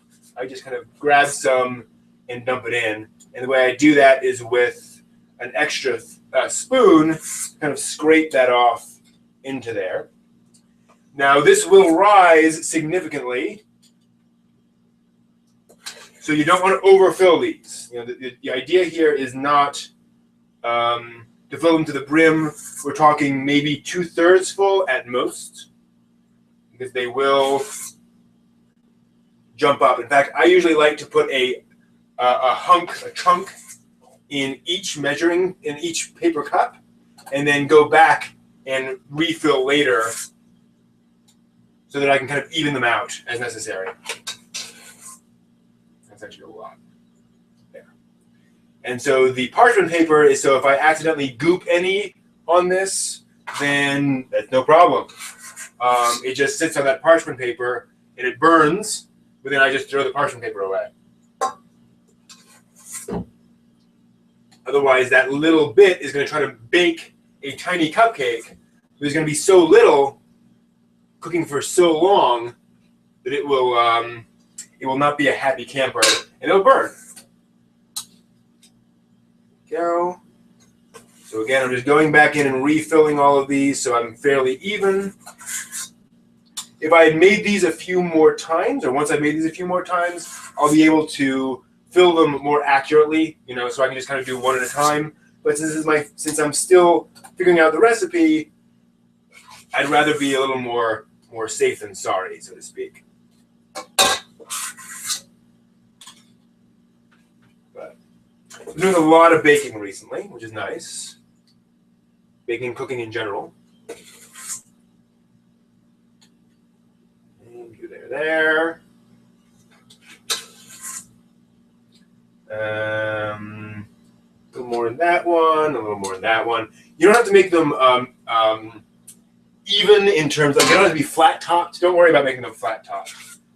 They can just, You know, they will puff out and bake out in the oven. That's fine. Okay. Yeah, about the same. About right. Yeah, that would be using more. Okay. So.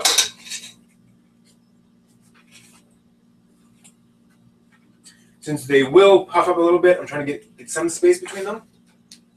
So here we go. And just go in the oven. And let me see what the recipes suggest in terms of length. I'm betting I'm seeing 18 to 20 minutes. I'm seeing 20 minutes. Of course, that's also for larger batches, which will need a little more time in the oven because there's more cooking, more baking. That says 25 for a lot of them. Yeah, 20. So I'm going to go with 18 minutes. Sorry to fill up the giant chest.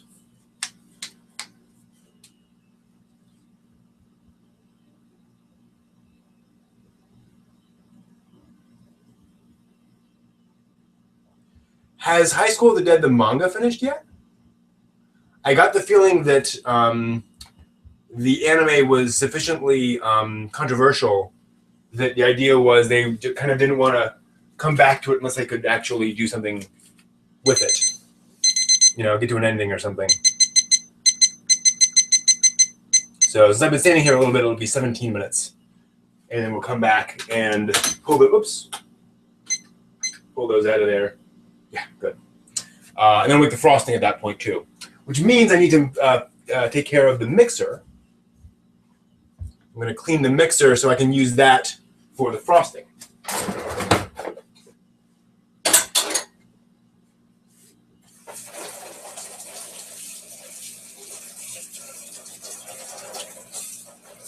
So what else has been going on? I've actually been doing some stuff with home automation recently. That's a terrible camera angle. I apologize profusely. That's slightly better. Yeah, so home automation, meaning that about half of the lights in this house are now on timers, and I can turn on and off with my phone if I wanted to. So the nice thing there is that, like, when I get home from work, the house is lit up for me, and then the lights turn off as it gets close to bedtime. So that's actually surprisingly convenient. I didn't think it would matter that much, but I've really gotten used to it. And there's lots of other cool things you can do with that I haven't really gotten to yet. Stuff around like figuring out energy usage and where you want to use things and not, and dimming some of the lights. But right now, it's really just turning them on and off on a reasonable schedule.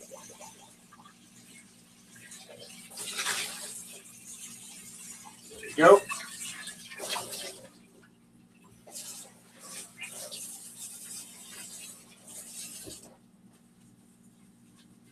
I'm just washing that out. And I'll do the same with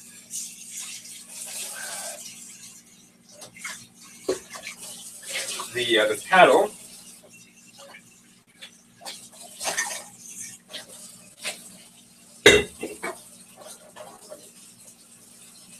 Normally I keep a very clear divisor between dirty and clean. So dirty dishes on the left, clean on the right. But because I'm kind of playing around here a little bit with that. You know, I've got put some dirty dishes over here, so I'm playing a little faster and looser than I normally would. But now we clean that off. So now that is a clean shot. Okay. So yeah, that's been interesting. Playing around with home automation. I've got an automatic door lock with a passcode on the front door. So I can just lock and unlock with a passcode. That's very nice. What was the other home automation thing? I have a hub that I can log into to sort of look at the status of all the lights and the lock and so forth. And the nice thing is I can log into that remotely too. So I can be away from home and say, oh, did I remember to lock the door? I think the next thing would be like a Nest thermostat. Which everyone freaks out about those. High School of the Dead is on hiatus. That explains it.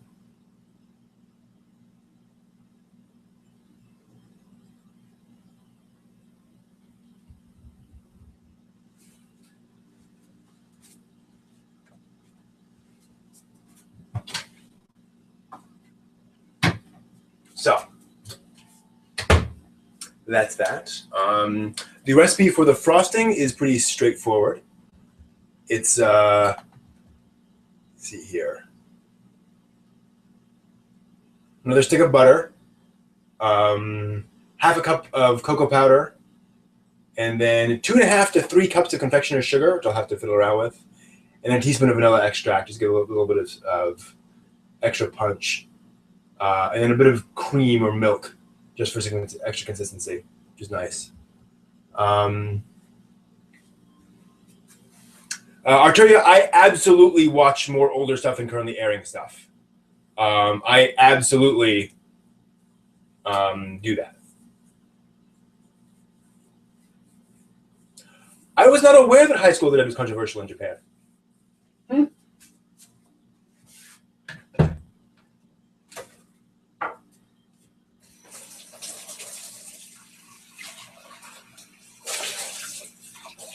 Or maybe I forgot.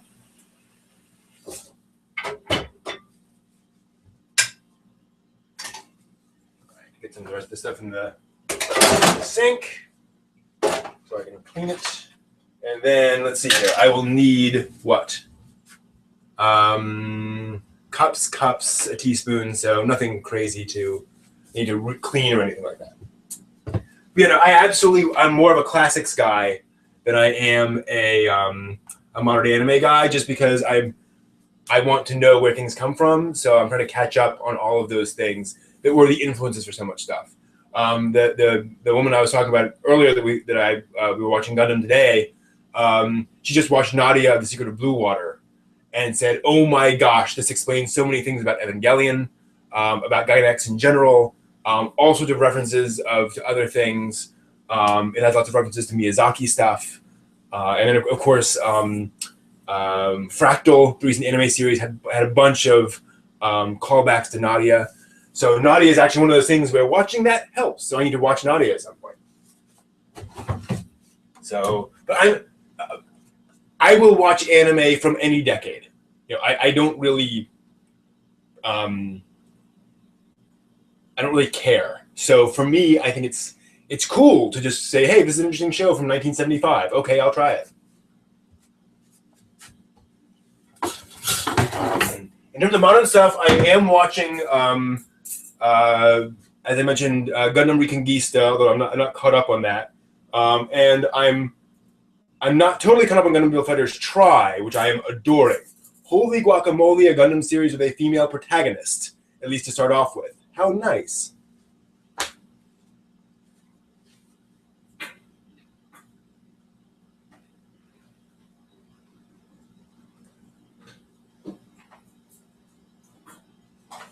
Especially seeing the giant Gundam female fan base.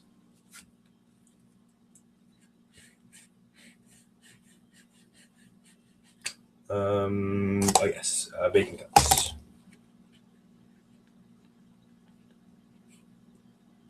And I need some more sugar. I mean, I've got a good amount, but I could use more. I'm probably gonna go through that fairly quickly. My view is anime no matter what decade it was in.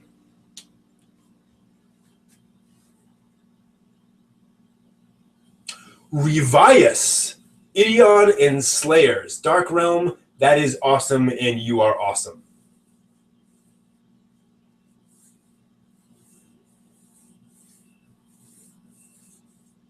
Revius is one of the most impressive works of fiction I've ever seen in my life.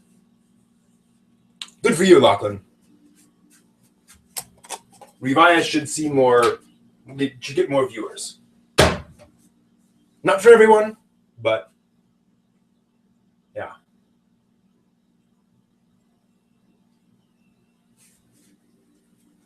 Revise is one of those shows where folks are like, why aren't there more, like serious adult stories? And they can have teenagers, but why can't they have stories where it's like, yeah, bad stuff happens and folks don't, go,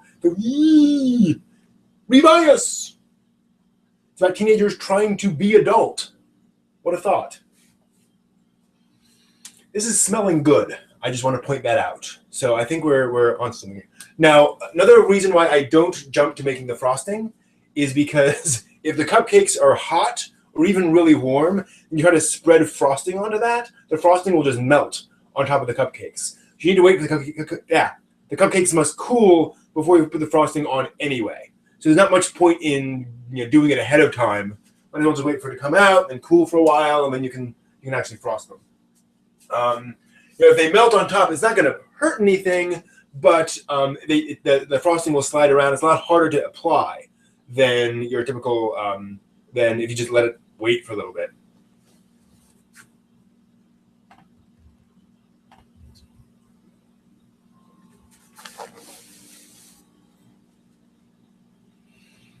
I disagree that that the Revise is like Lord of the Flies, personally.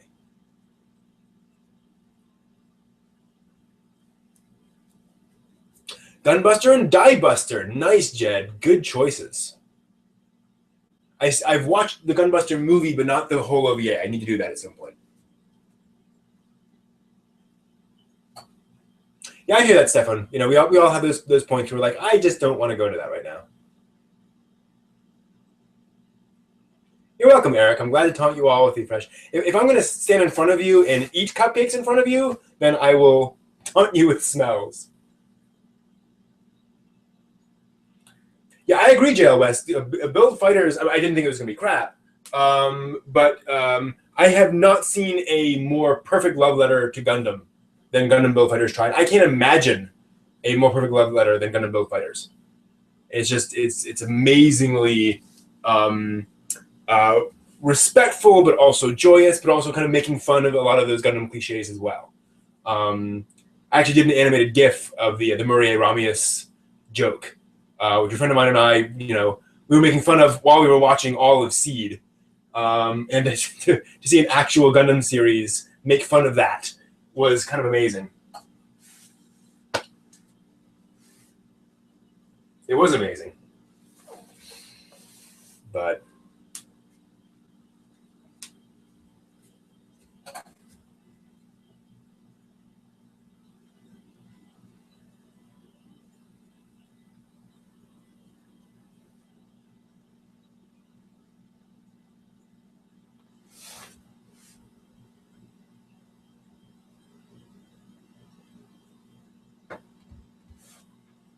yeah, Gunbuster is absolutely a very impressive initial work.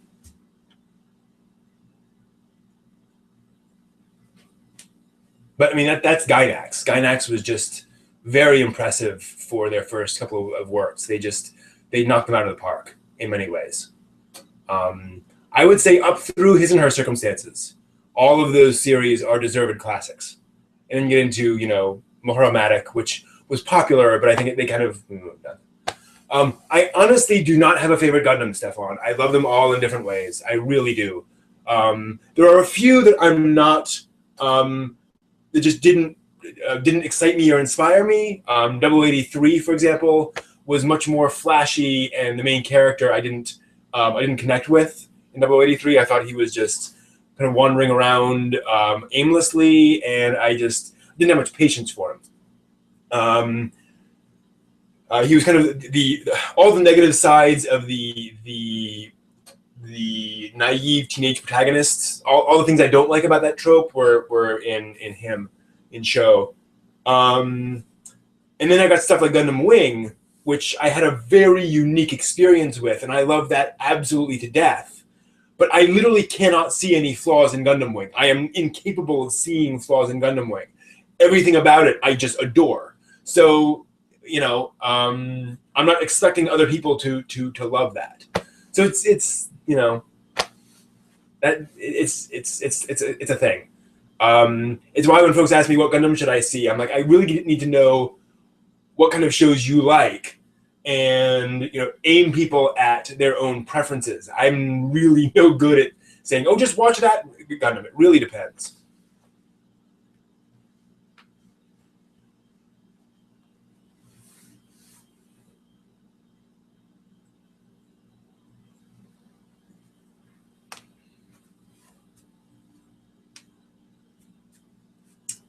Yeah, Reconquista has a very interesting animation style that I would like to do some kind of video or something about. It's very in your face. The characters really fill the frame in Reconquista in a way that is rarely done in modern anime.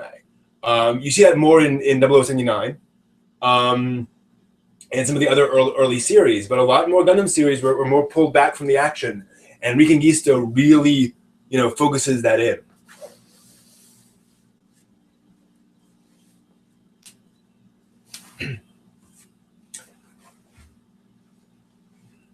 Oh, so it's a good question, Stefan, about relating to characters like Amuro or Camille.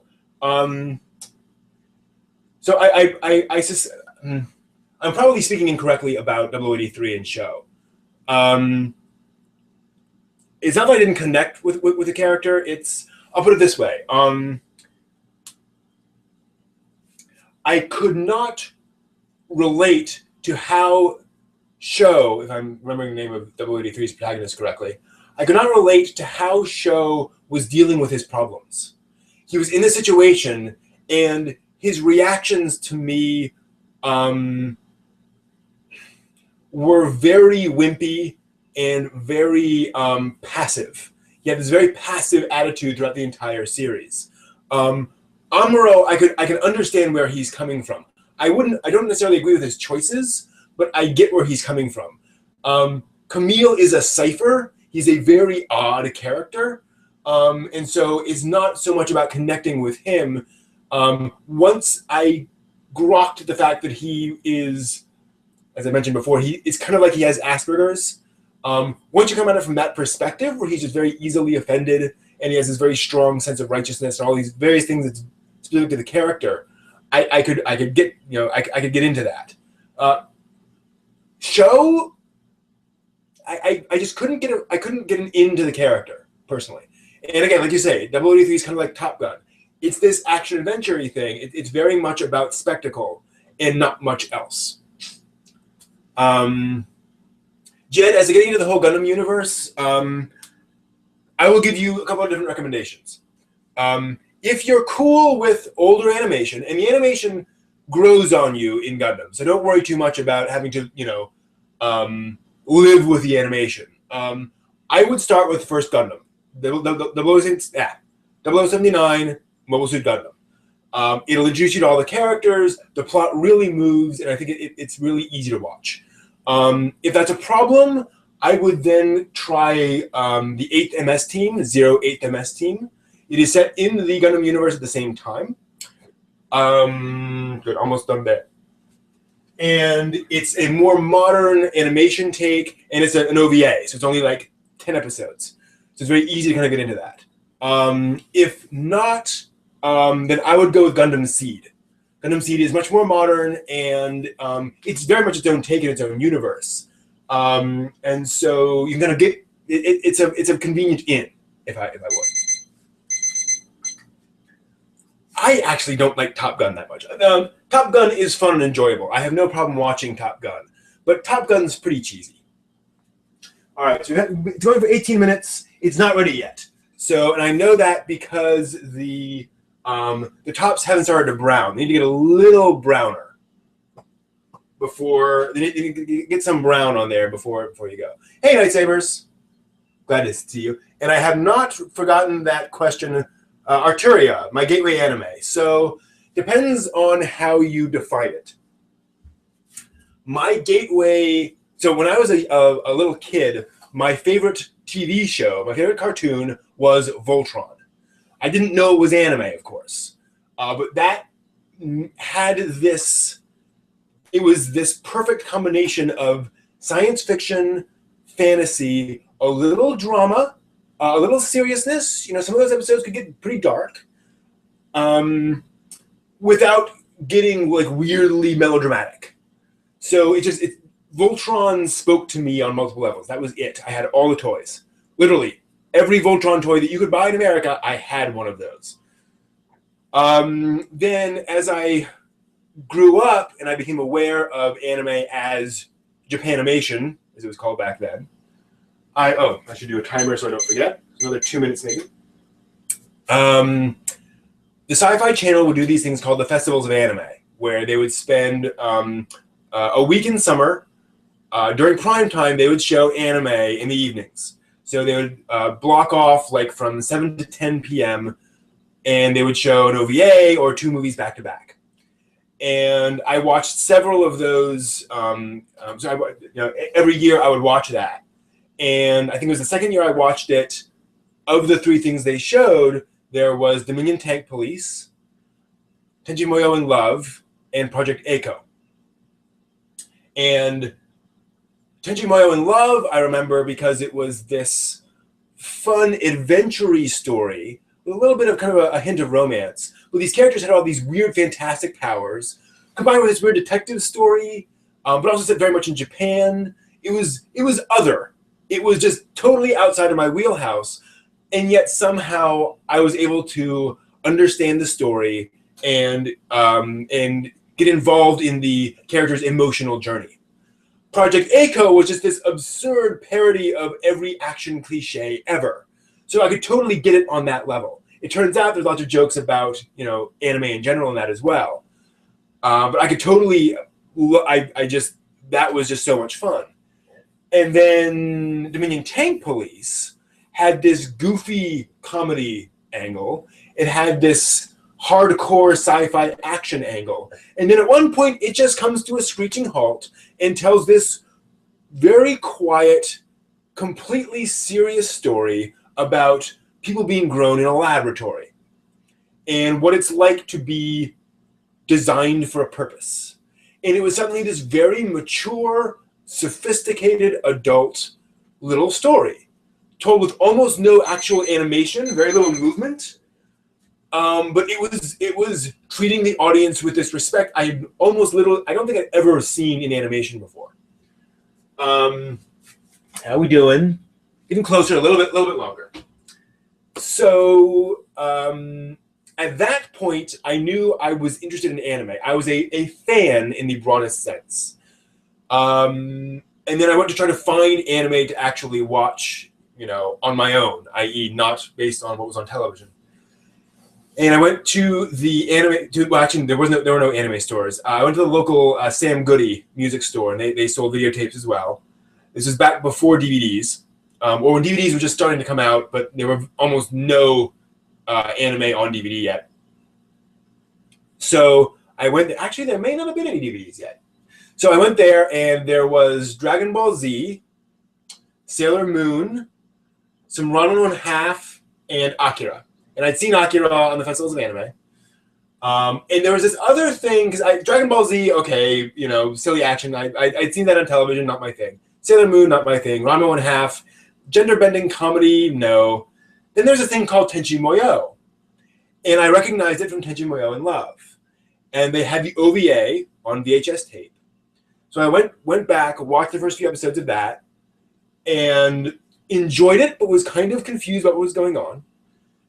Then a little while later, I went online, and I found that Amazon had just opened its anime on DVD sections. Yeah, so VHS DVD was just coming in.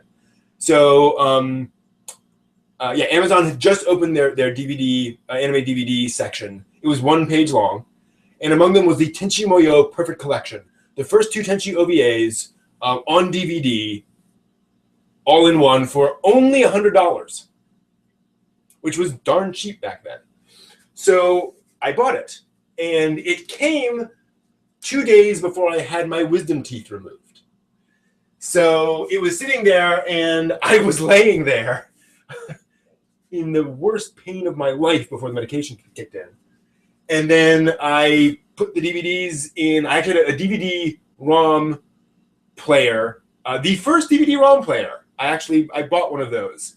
The first model was by Creative Labs. And I already pulled those out. So I got that, and I popped them in, and I watched all the Tenchi Perfect collection in one day. Good. Where's the? Oh shoot!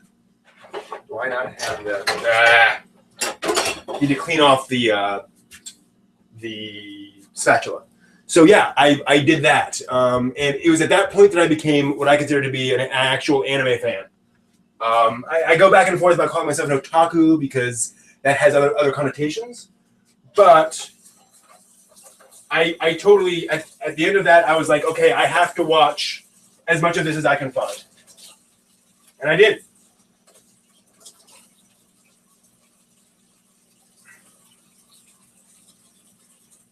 And I had the advantage that I was able to kind of start with DVD at the beginning.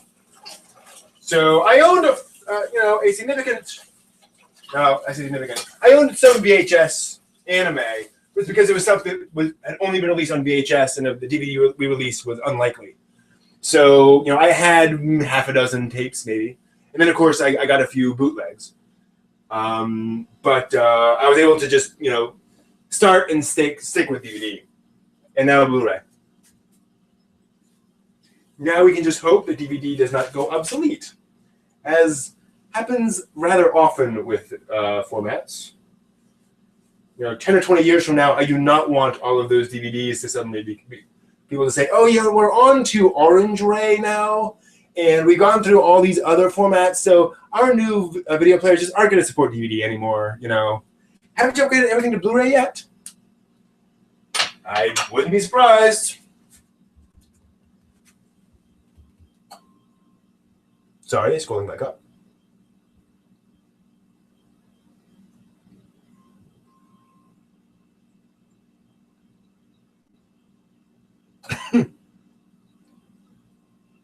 Welcome, Unit 5016. Asuka's hot.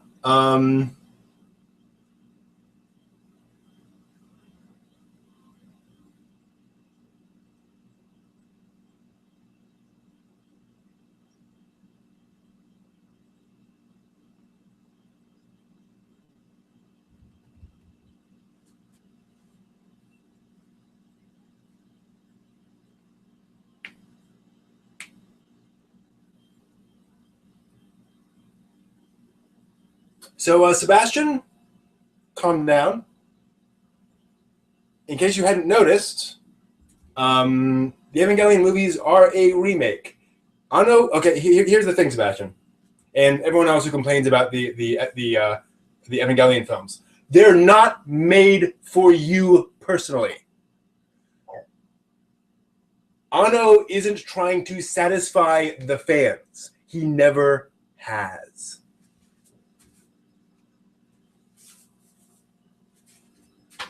Indeed, Evangelion was made to piss off fans from the get-go.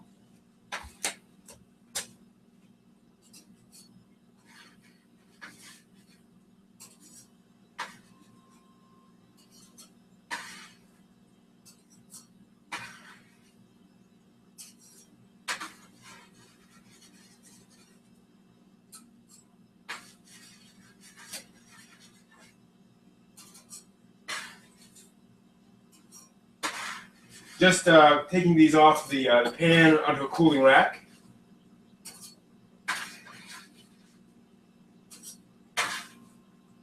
And there we go. Sorry, it's hard to get an angle in there.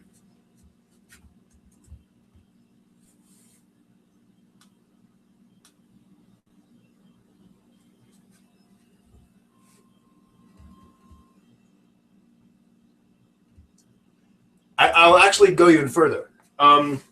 The purpose of Evangelion, I believe, is to make you think and to challenge you.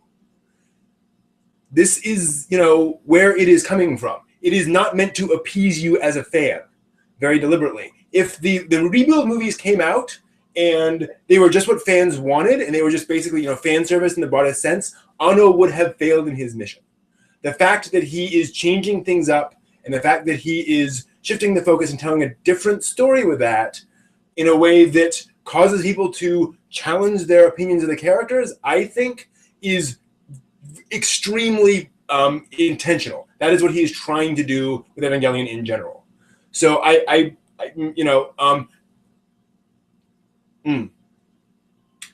not saying that everyone has to like everything that Anno did.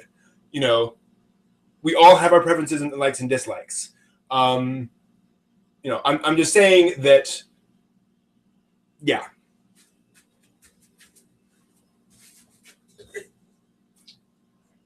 Okay, so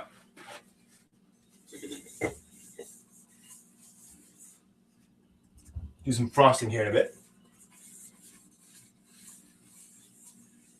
Yeah, I've actually talked to Revolution of Eva a couple of times with some sort of PMs and stuff, and he knows what he's doing. Revolution of Eva has his head on straight, absolutely.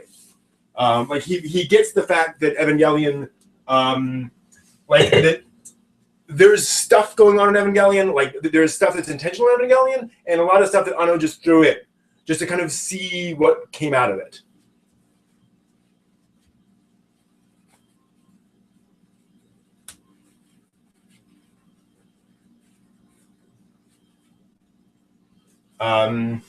So the great thing that Revolution of Eva does is that he's able to grok that fact that, or it's easy to get caught up in the idea that it's all part of some grand plan. Once you get beyond that theory, you can start interpreting things in much more interesting ways. Put it that way.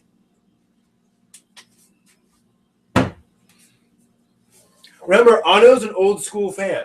He came from a period where fan service was a negative word. Fan service meant pandering. Fan service meant giving fans what they wanted so they would buy more toys. He has a very different agenda than most modern anime creators have.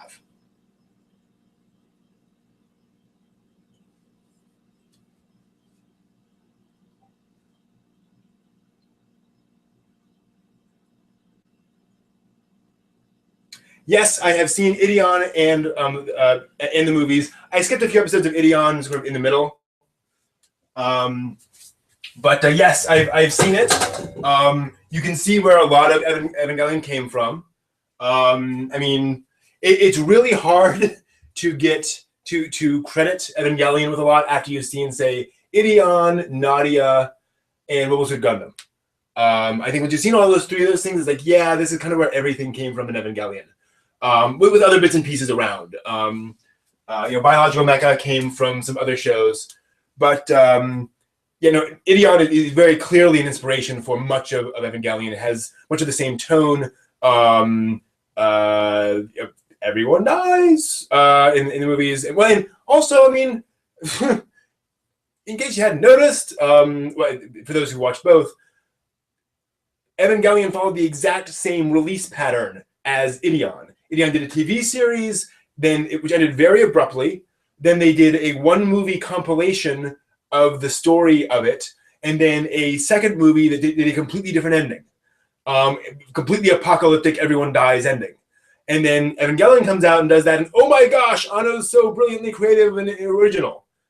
Nope. And they've said Ideon was a model for Evangelion. Anyway, I'm ranting now. But yeah, I mean, I'm going to turn off the oven. We need a little while for those cupcakes to cool off. Maybe 15, 20 minutes. Maybe even longer, actually.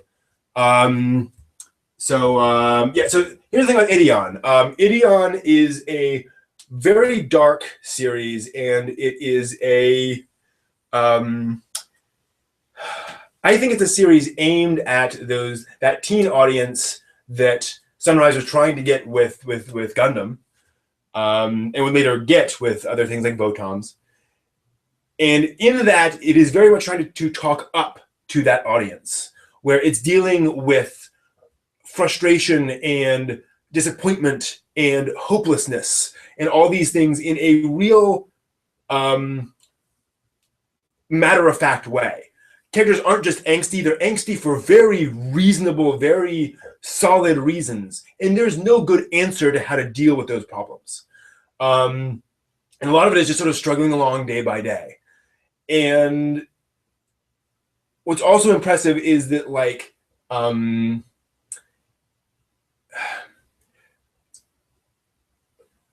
this is not an Evangelion thing.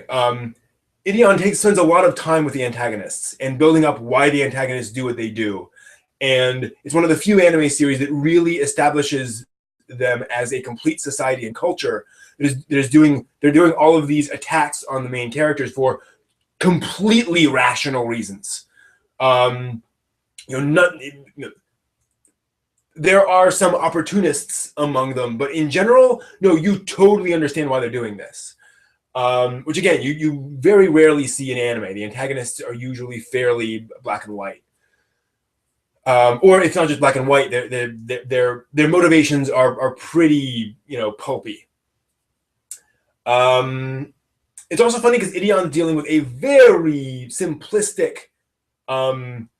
I mean, the Ideon itself is a kind of a dumb design. Well, dumb is going a bit too far, but it's clearly a very toy-driven design. It's 3 vehicles that transform into a giant robot, and they're this bright fire engine red color, with just a little like white accents and a little green, and like they find good things to do with that, but they're clearly struggling with this. So yeah, I think Ideon's impressive in a lot of ways, and I think I was very impressed with it. And again, that is well, Ideon has the highest body count of any anime I've ever seen in my entire life. The TV show, at least. The movies change that, but the TV show, no, canonically, yeah. Name me an anime with a higher body count.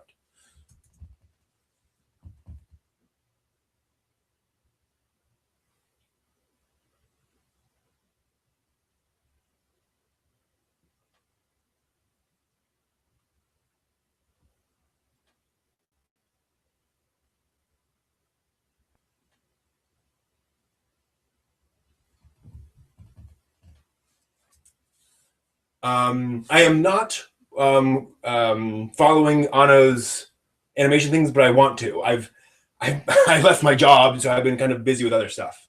But that very much fascinates me.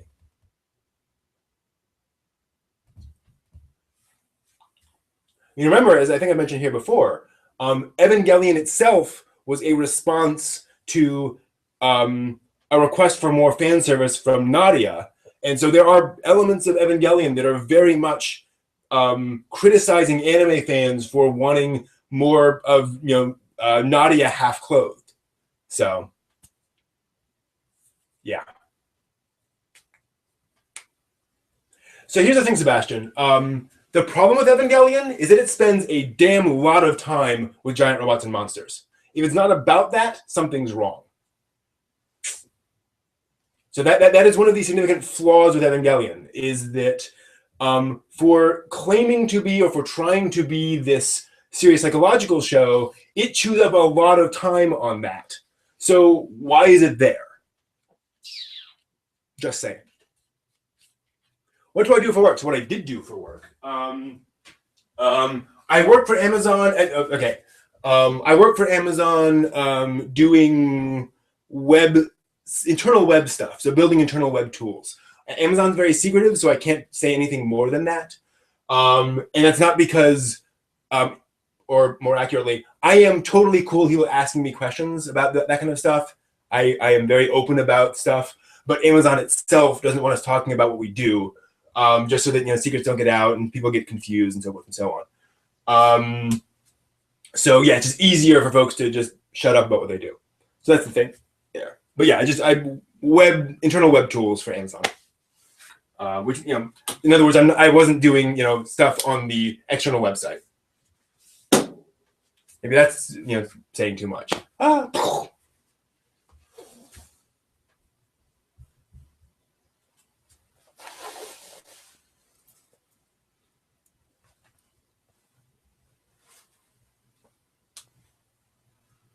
So Lachlan, I'm going to disagree with you. So I'm going to in some ways agree with you, and in some ways disagree with you about Evangelion 2.0. In my opinion, Evangelion was a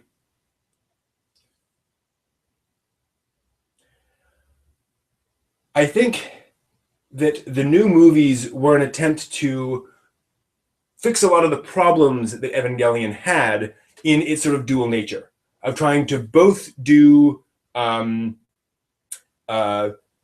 be this sort of psychological story and also be a mecha series. So he was trying to both comment on mecha and sort of show how silly the premises were, while also doing that every episode. That's a tension that I think Evangelion did not manage to hold up. You know, if you're in there for the psychological stuff, I had this problem. The angel battles were really boring because you knew they weren't going to kill everyone. That's duh. But that's the other problem with that. So I think the Evangelion movies were saying, okay, here's the thing. We have to choose one or the other. And so the movies are saying, rather than trying to do all this commentary about mecha and trying to sort of parody and have problems with mecha and show that mecha is this silly art form, much as they love mecha, clearly, and showing all the flaws of the mecha archetypes. Evangelion is saying, you know, we're going to choose one and actually tell that story and actually commit to that story. So I actually prefer that because it tells a more consistent and holistic story that actually, in which the characters' motivations move in a trajectory that actually makes stuff happens, as opposed to that sort of weird duality in Evangelion where I had the problem with Evangelion is it got to that point where I was like, I can't care about both of these at the same time. You know, you can't tell me that mecha are the mecha genre is bankrupt while also trying to do a mecha series at the same time.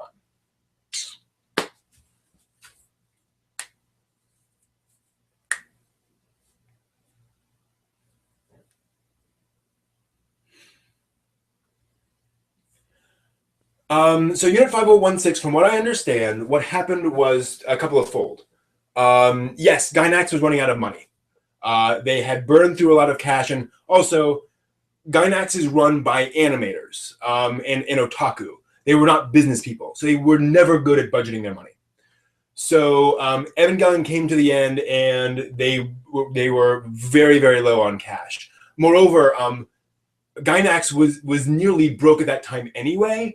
Evangelion was their last attempt to make something that was successful enough to keep the doors open. So, you know, there was not a lot of cash going on anyway. And then the Shinrikyo attacks happened, which is an internal terrorist attack on the subway system in Japan. Thousands of people died. It's very bad.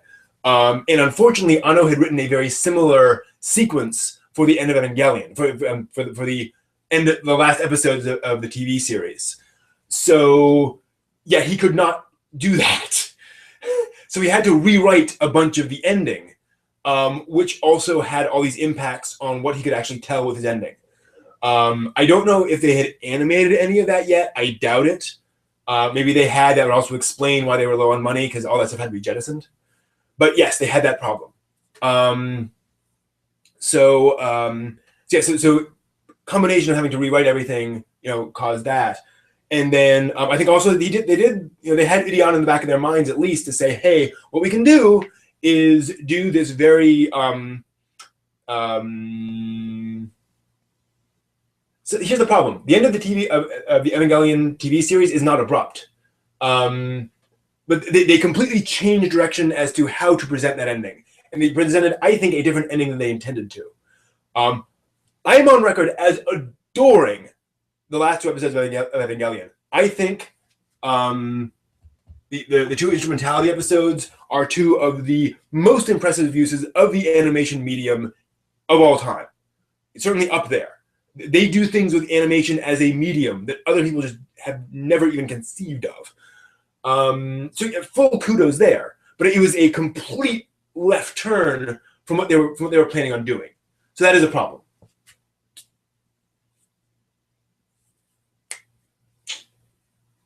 Well, again, Sebastian, I'm not thinking of it as trolling. That's the difference here. It's not about trolling. I think trolling is a too simplistic view of what Ano is doing. An alarm is going off. I'll be right back.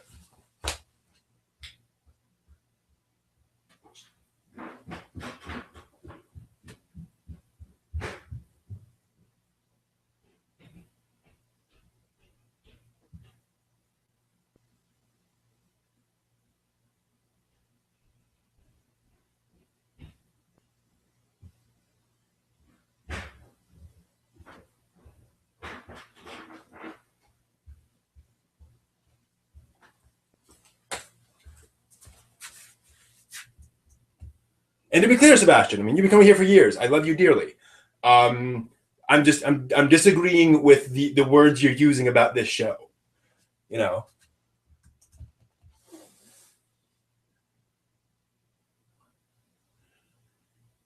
But yeah, I mean, Evan Ano makes he's making his own show. He's definitely, you know, he's doing something there. Now, Ano also totally appreciates that he has to make a commercial work. You know, he's not doing this, or there is certainly a profit motive behind doing this. But Ano's never been a, you know, really hasn't really cared much about money.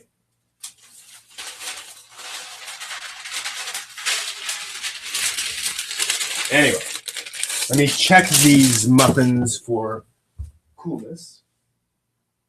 Yeah, just a little while longer. They're warm to the touch. So by the time that's done, we need a little while longer. And of course, the frosting can just sit there for a bit. But yeah, why rush it? Yeah, and I should also point out, the good thing is, with that extra leavening, we get them up, you know, pretty much to the top of the of that. So that's good. I might actually pop this open and just see where we get. But I'm happy. I mean, that looks like a pretty good cupcake there. Yeah, I'm going to sacrifice one cupcake just for fun. Good. So we got a nice, again, kind of an even crumb. I'm going to pull that open. So yeah, it's nice and it's holding together. And I split it open, and yeah, we got a nice, pretty even. It's a little, as you can see, it's a little more holy, if you will, than what we were getting before. So it's a slightly more uneven crumb because there's more of that baking powder in there that's causing more explosions, more rising, which means a slightly, you know, more uneven cupcake. But I'm cool with that. And the question is,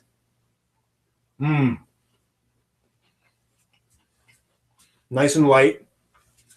Yeah, this is good. That's good. Yeah, that makes me happy. That's what I'm looking for. Cool. So frosting. So the recipe I have here is for chocolate frosting, which I'm totally okay with. We'll do here in a second. Yeah, well, I mean, anybody, and I totally agree with you there, Sebastian, that 25 and 26 are the psychological ending of Evangelion, while end is more what he was intending to do.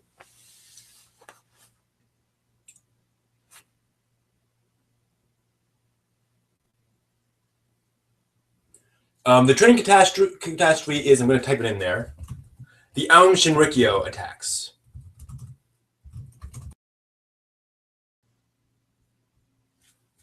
So yeah. Well, see, I think, here's the thing, and I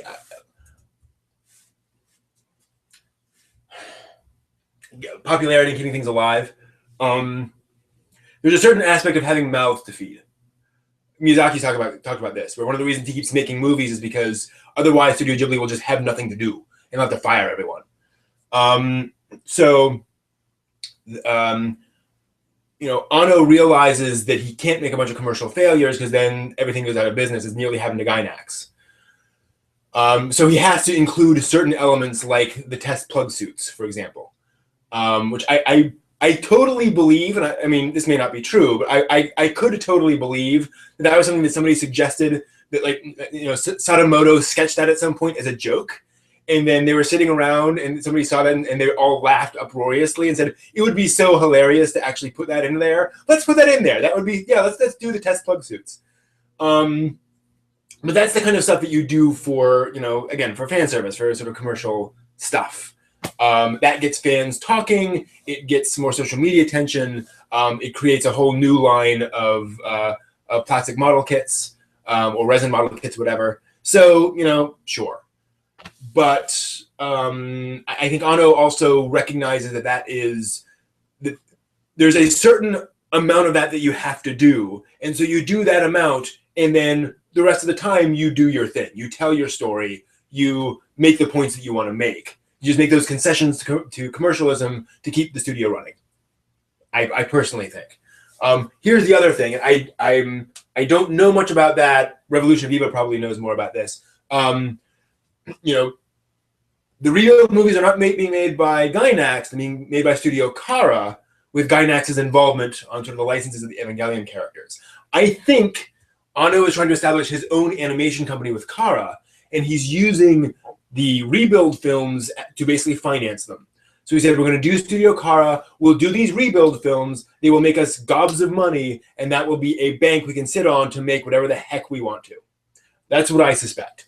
Again, I could be wrong about that.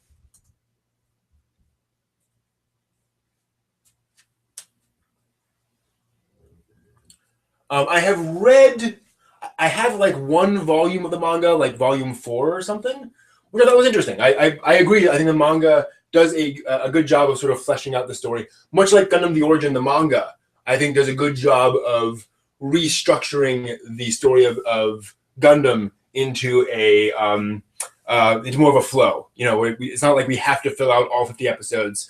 We're going to kind of just tell the most interesting bits, if you will. I have not seen Terror in Residence. Residence, rather. Sounds familiar. Oh, I have not. That was another one of those. Terror was another one of those things where I want to watch the entire thing. I don't want to wait episode to episode. And by the time it came out, I had moved on. So I definitely want to see Terror.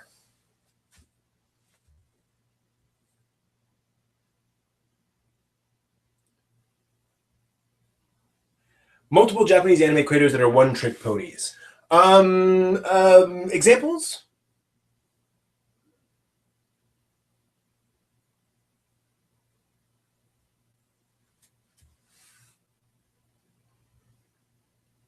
Well, the thing Theonormal too is that Evangelion's a special deal. I think Anno is sitting on a bunch of money, and I think Anno's in a very different spot with what he has.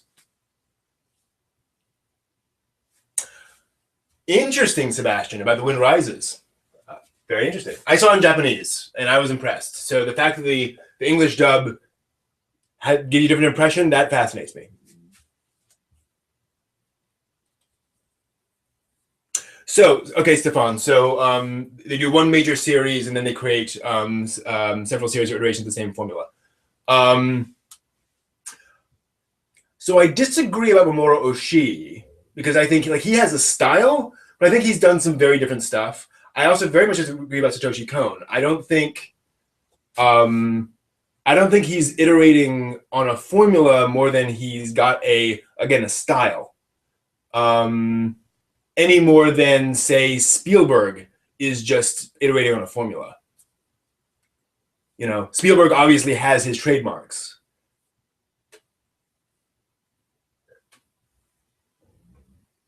Oshii's done a lot of different stuff. I mean, he did Avalon, live action, sci-fi. I think Ghost in the Shell, the original movie, is pretty darn different from, say, Skycrawlers.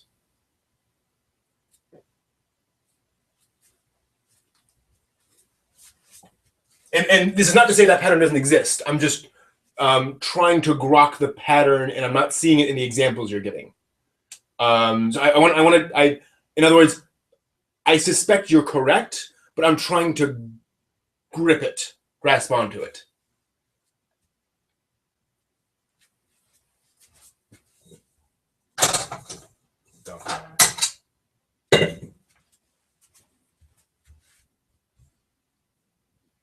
So we soften the butter. So again, 4 ounces.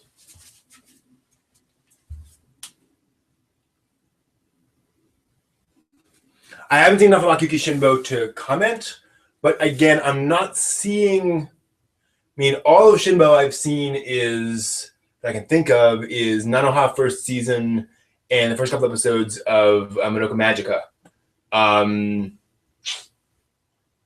So that's not enough to say.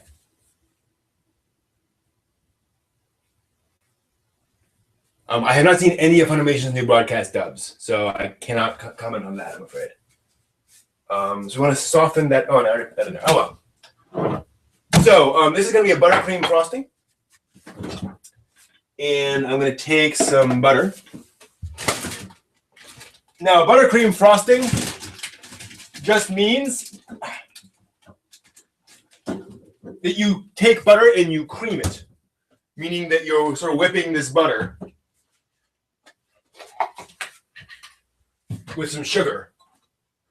So buttercream doesn't actually involve cream. Well, it technically does, in that all butter is cream.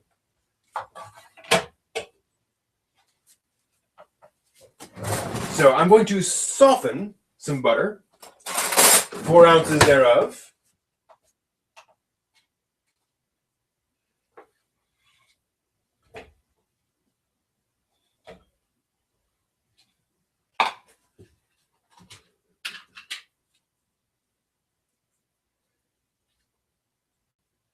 .6, 3.4. Come on. 3.75, 4.05, and I think I can pull a little bit off of there. Yeah, that's good. So it says softened. That means I'm going to microwave it at sort of medium power, or at medium power for like maybe even 20 seconds.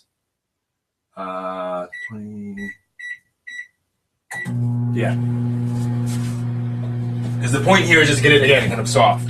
The mixer will do most of the work there.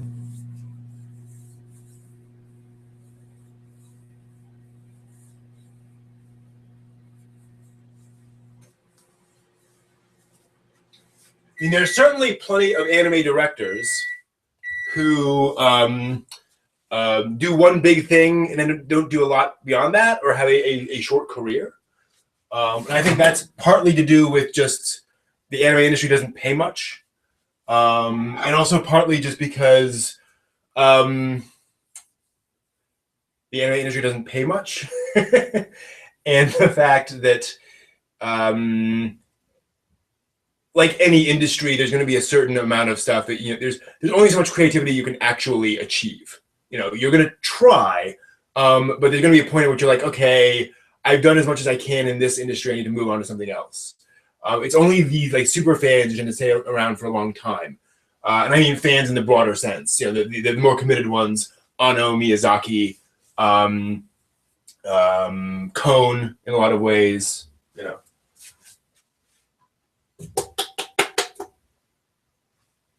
And you get a lot more freedom out of, say, live action and other mediums than you get out of anime. And also remember, the vast majority of anime series are adaptations. So generally, you're not working with too much freedom anyway. Kind of which show do you want to animate for the various publisher who wants to pay us to animate their manga or light novel series? So, it's kind of hard to get people really excited about that. All right, then we're going to take half a cup of cocoa powder.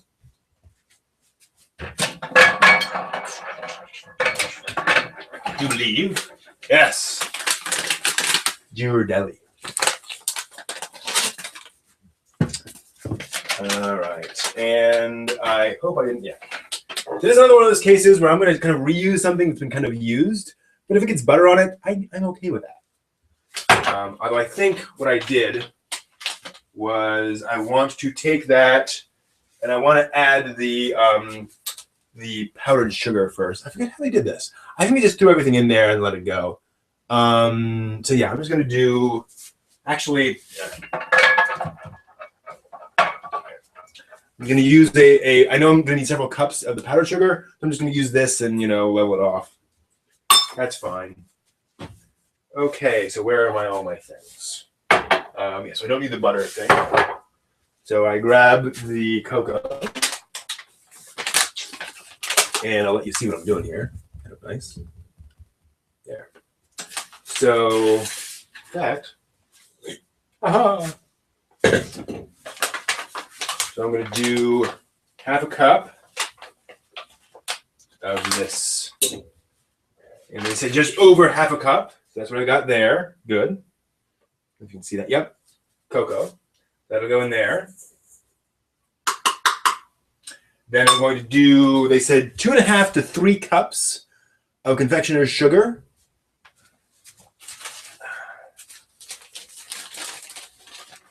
Which I think is basically a pound. And then I'm going to do, same thing there. So there's actually an even better way of doing this is to do it actually in the bag. Then you can level it off. So there's 1.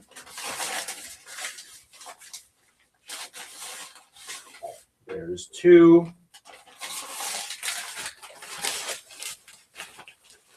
And then we want half. Pull that off to half. Oh, I had some cocoa powder in there. Cross-contamination. Oh, well. So there's a little bit of cocoa powder probably in here. A few, a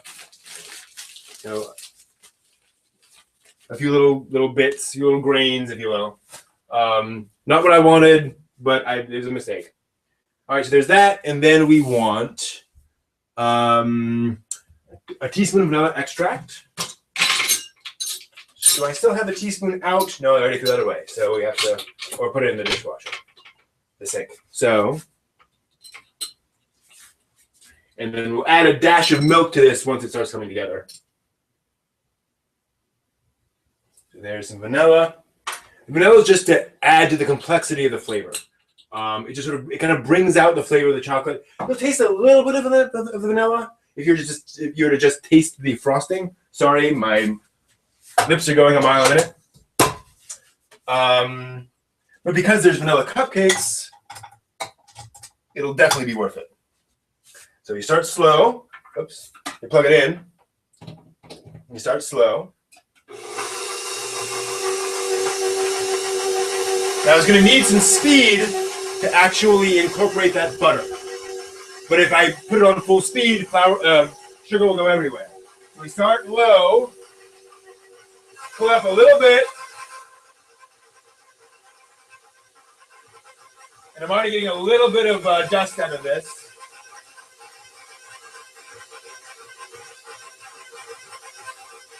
And I need to add some milk.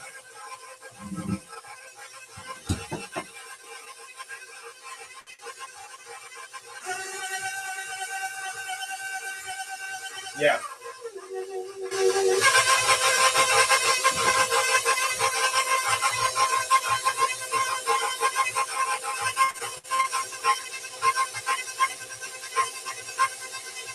As soon as I add some milk, it starts to get a little darker, or significantly darker, and it starts to come together.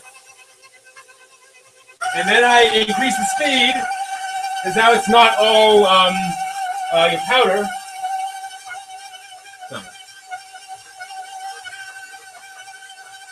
I look at it, it's pretty dry, so I'm going to add a little bit more milk, just a smidge.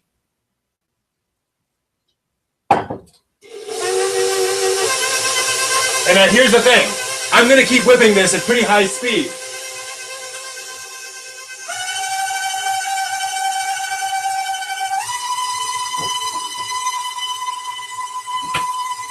As I mentioned earlier, the more you whip it, the more air you get into it, and the more volume you get.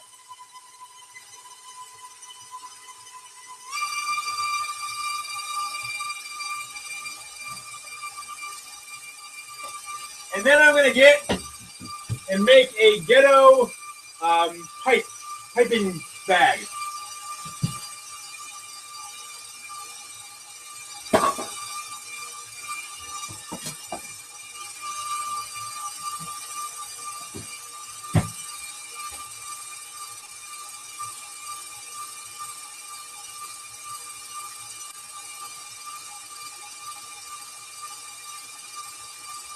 Grab the cupcakes. Get them ready.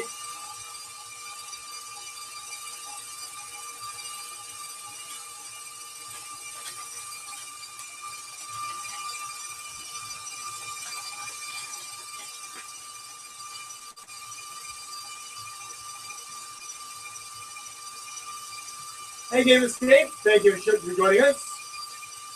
I'm just jumping up.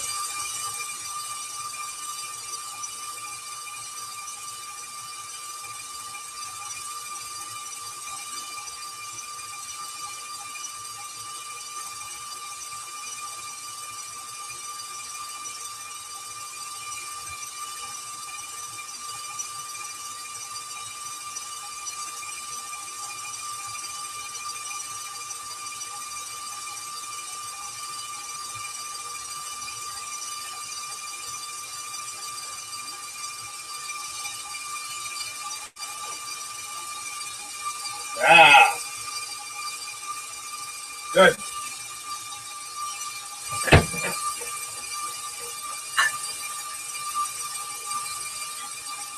So here's the thing. Anamiba says it's making a ghastly noise. This is the sound of a professional grade mixer. Because that thing can whip. Let me think. What would be a good way of putting it? That thing could, whip ice into water. It has an incredible motor. I have never gone at more than 50% on that motor. It's that powerful. It is a hot rod of mixers. This is like a $700 mixer. And so the motor is loud. I could actually probably add some. I'm going to at some point add some soundproofing to it. But no, that is power. It's like a hot rod.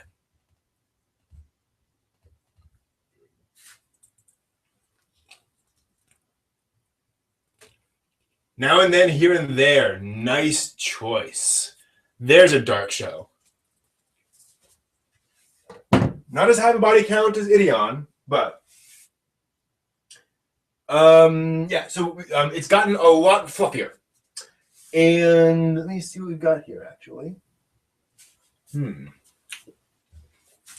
that's good.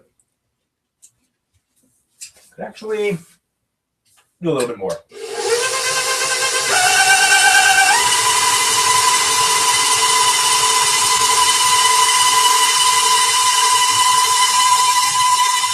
All right, so now we do.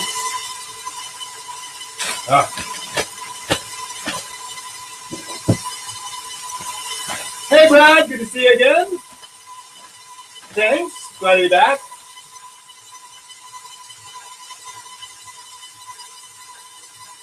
Now look at. I was traumatized with Boo. That was the one, and then of course the girl at the end.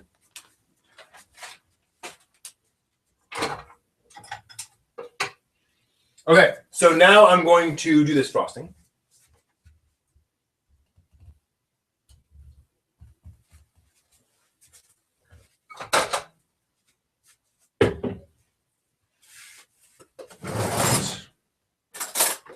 So here's what we're going to do. I'm going to put this frosting in this bag. I'm then going to cut the tip off of this bag and use it to pipe the frosting in there. That way I have full control. I have a control. And everything is copacetic.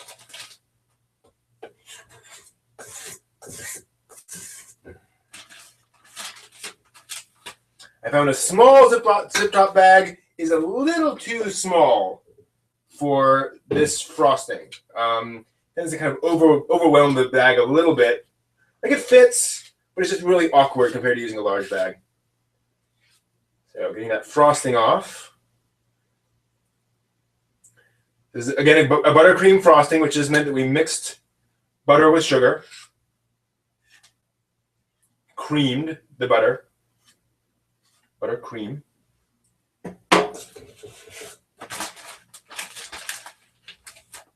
And so the advantage of this is you can get a nice, nice design on your cupcakes. Now, the one thing you don't want to do is do a really large tip, because then you get this very thick thing, which can end up looking kind of like a dog patty, frankly. Your dog leaves in the yard. So you go with a small tip, so you can squeeze it out, so to speak, in these small tendrils.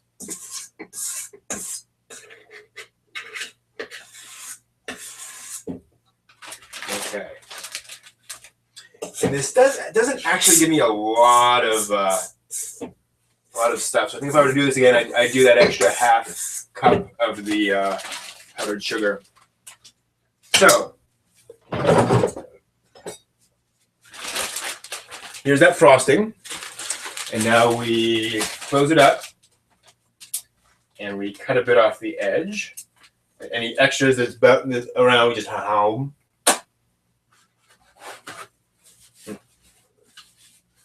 Yeah, that's good stuff. Okay.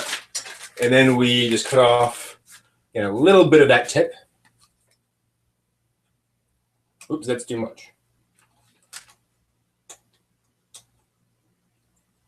There we go. Yeah, just you can't see that, can you?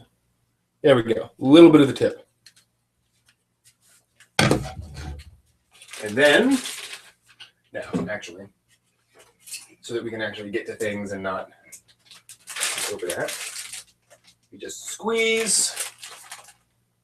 And I am no expert at this. That's actually a little too small. Okay, that is a little too small.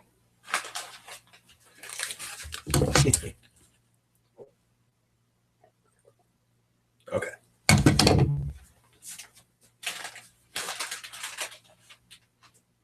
There we go. So the first is a little difficult to get out, and I'm kind of going backwards, but you get the idea. So you kind of frost it around like this in this nice spiral pattern. There we go. Looks kind of like a flower.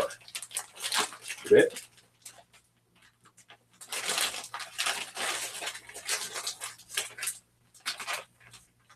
Come on, get that in there.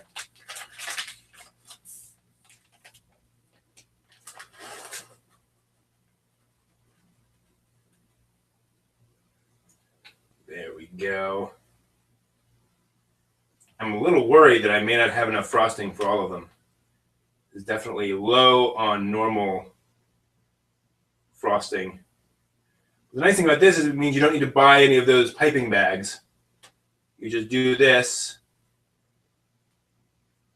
and you have a nice little design there.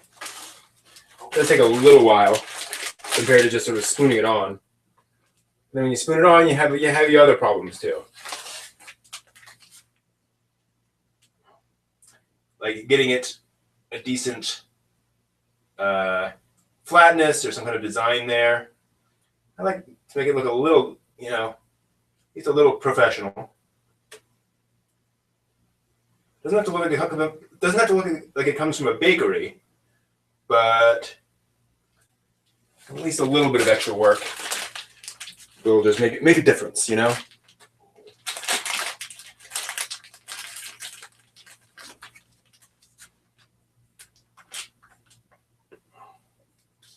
you go.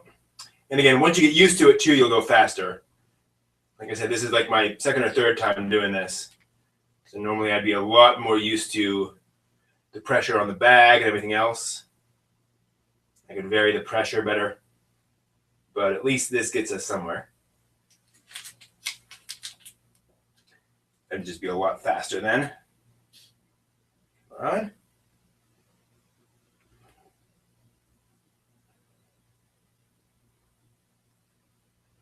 It's interesting rewatching original Gundam, how many themes they managed to put into that show.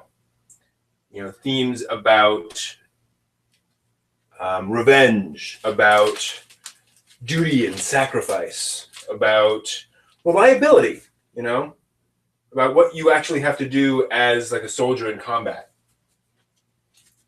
About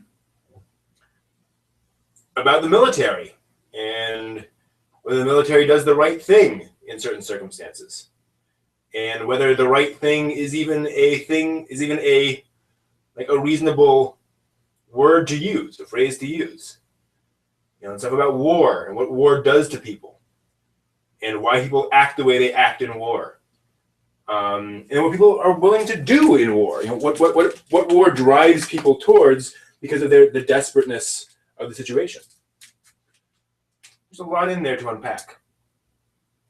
Again, I think a lot of anime series don't manage nearly as well as Gundam, which is one of the reasons why Gundam's a classic. I mean, you know, sometimes you manage to do all that stuff in one show, and often you don't, for any number of reasons. There we go. Actually, I won't have enough frosting. Maybe be a little light on the last one, but we'll get there. Yeah, that one did not want to. Ah! Okay.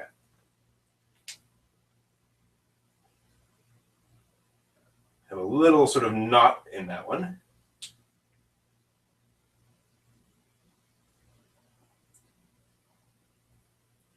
There we go. Nearly done with that one. Again, like I said, this is all extra work, but they look a lot nicer. And I'll show you a zoom in shot here when I'm done. Sorry for how long this has taken. I know this is not great television or not great video, but I trust you guys are chatting away in the chat room. Yes, I do plan on streaming something. Just not sure what. I think I'll just open it up to the room when the time comes.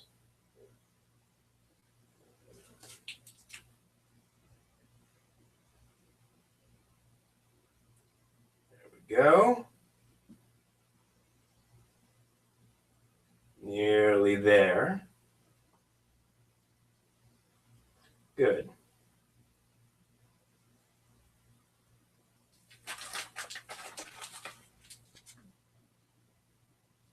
And again, this all gets down to that whole question of how much time do you have? How much you want to put into things? My view is if I'm going to make something, I kind of like to set aside some time for it.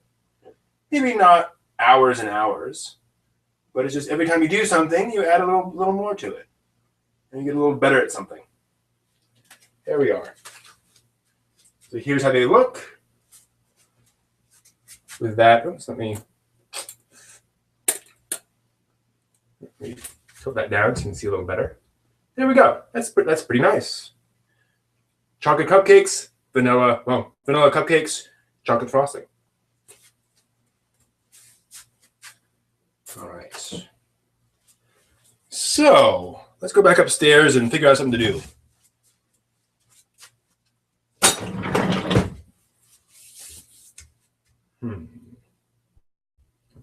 Maybe, or we can talk about stuff. I mean, we can certainly chat more. I'm always up for that. It's also nice. Oh, let me fix that so it's not there. Also, finally got the arcade game cabinet back in the corner.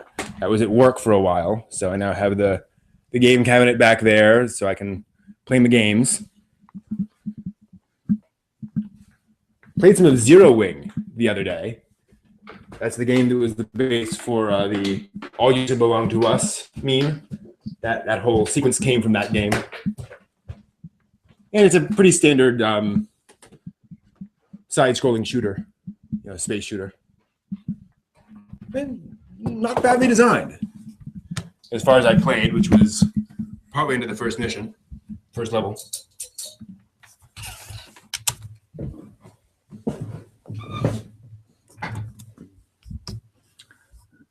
Scrolling up.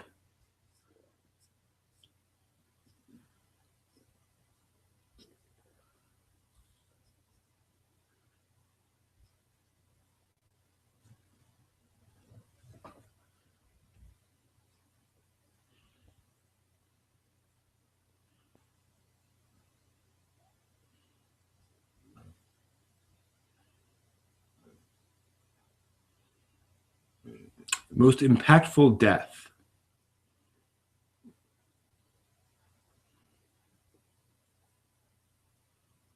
Hmm. Um,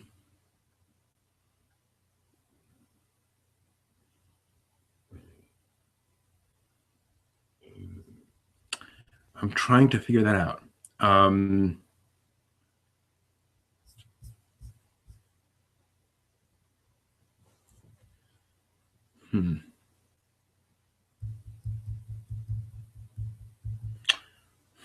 Like I said, Boo from Now and Then Here and There was a tough one.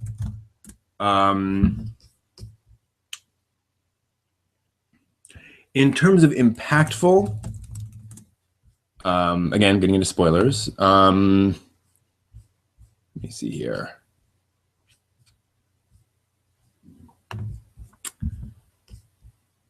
This might seem strange. Let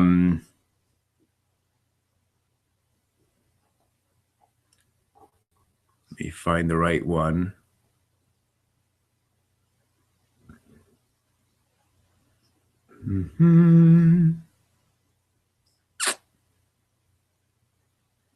Yeah, for me, one of the big ones, honestly, was a new returner from Gundam 00.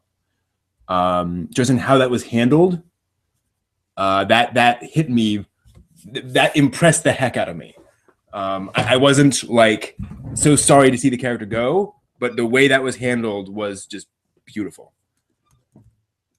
Let's see.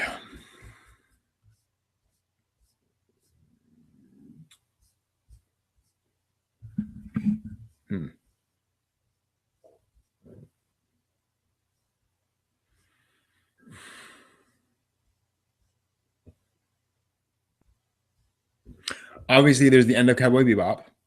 That has to go on the list.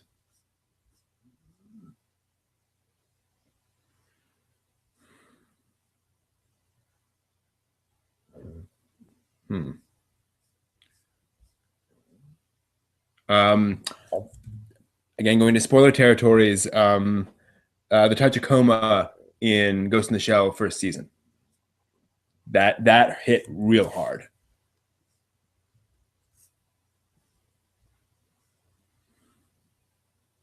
Of course, Grave of the Fireflies.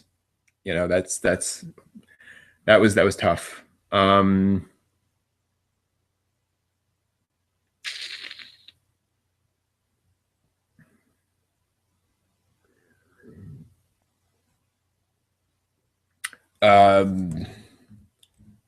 little girl in the movie in the second Ideon movie, because it happens on screen. That was, and again, it was intentional, but it was wow. Oh yeah. Oh no, not so much impactful. There were a couple of deaths from Turn A Gundam that I thought were perfectly handled, brilliantly done. My favorite death in Gundam, and maybe in all of anime. I mean, it's always hard to judge these things, but you know, it's definitely one of those things that was just wonderfully done. And you know, bam, would be. Make sure I got the right character here. Yeah, Glemmy Toto, Gundam Double Zeta. So the death of Glemmy was, yeah, I love that death.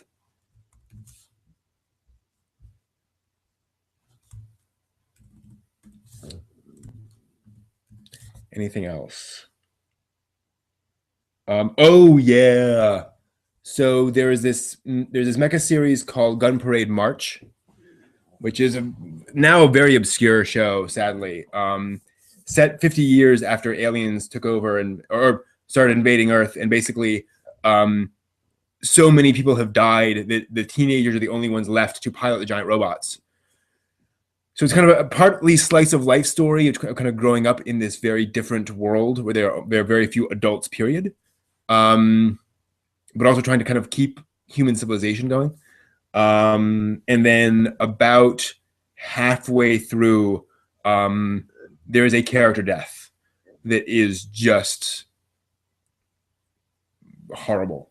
It is painful and powerful, and it's exactly what a character death should be and should do.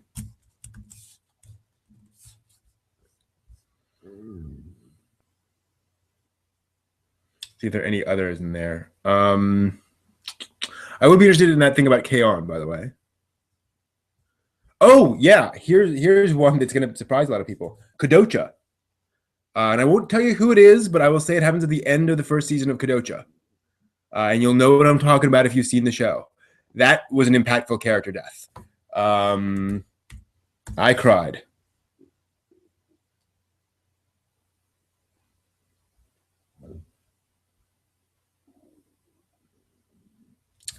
Let's see any others. I'm sure there are a few.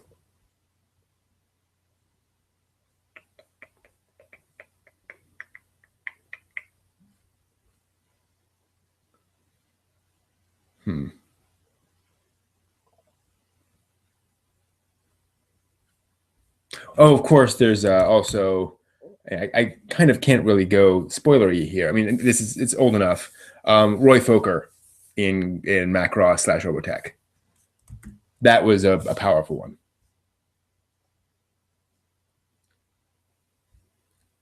And then, of course, Rurouni Kenshin, OVA, Tomoe. That sequence is burned into my memory. The death of Tomoe in Kenshin OVA. Well, that's just a brilliant thing to begin with. Oh yeah, Brad, Angel Beats. That was those were tough as well. I will definitely agree with you about Angel Beats. Particularly the musician girl, the girl who sort of escaped into music because of her abusive family life. That hurt real damn hard. And I was impressed because like the show was hinting at these sorts of stuff, at those sorts of bits and pieces, and then you have an episode that just delivers on that full scale, where you get to know this character, you really understand it, and then boom, realize, oh my god. And the end of Technolize. So the final scene in Technolize, that was certainly. I remember sitting there watching that and letting the credits roll and watching the DVD go back to the menu and just cycle on the menu for a little while because I was just sitting there letting that sink in.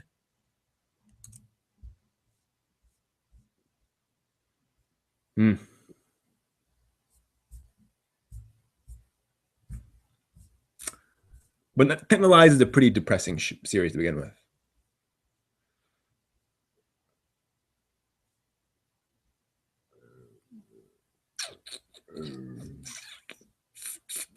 Anything else?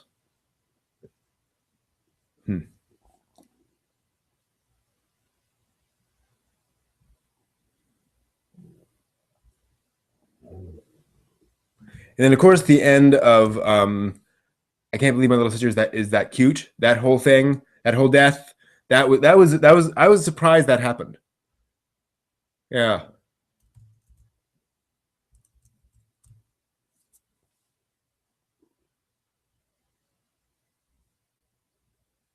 See, I did not find Angel Beats rushed at all.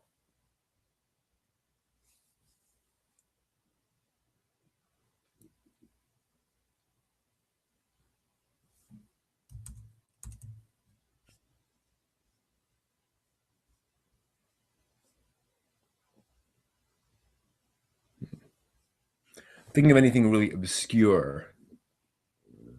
Excuse me.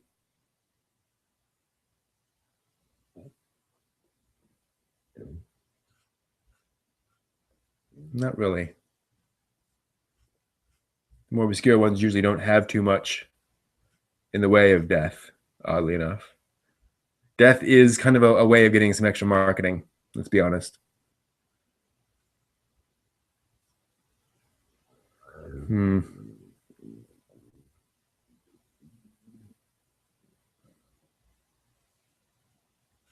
Yeah, nothing else leaps to mind. Although I'm sure tonight I'm going to have this sudden realization. Oh yeah, that one thing.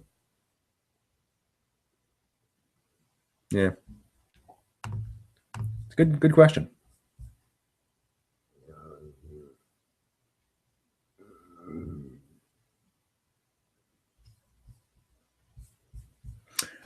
Huh. I'm not recalling a an impactful death in Gasaraki. It has been a while since I saw it though. It's certainly obscure. Unfortunately. Bizarrely. Not bizarrely, but sadly. Oh yeah, Metropolis. Not that that's I mean it's kind of obscure. But yeah, the end of Metropolis, oh that was an impactful death. Brilliant film.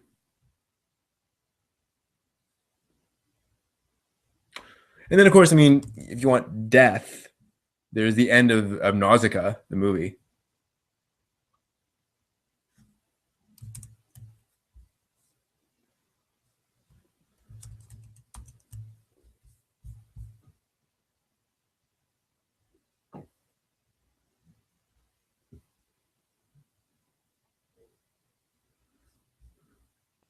You guys don't remember that final episode of Oremo?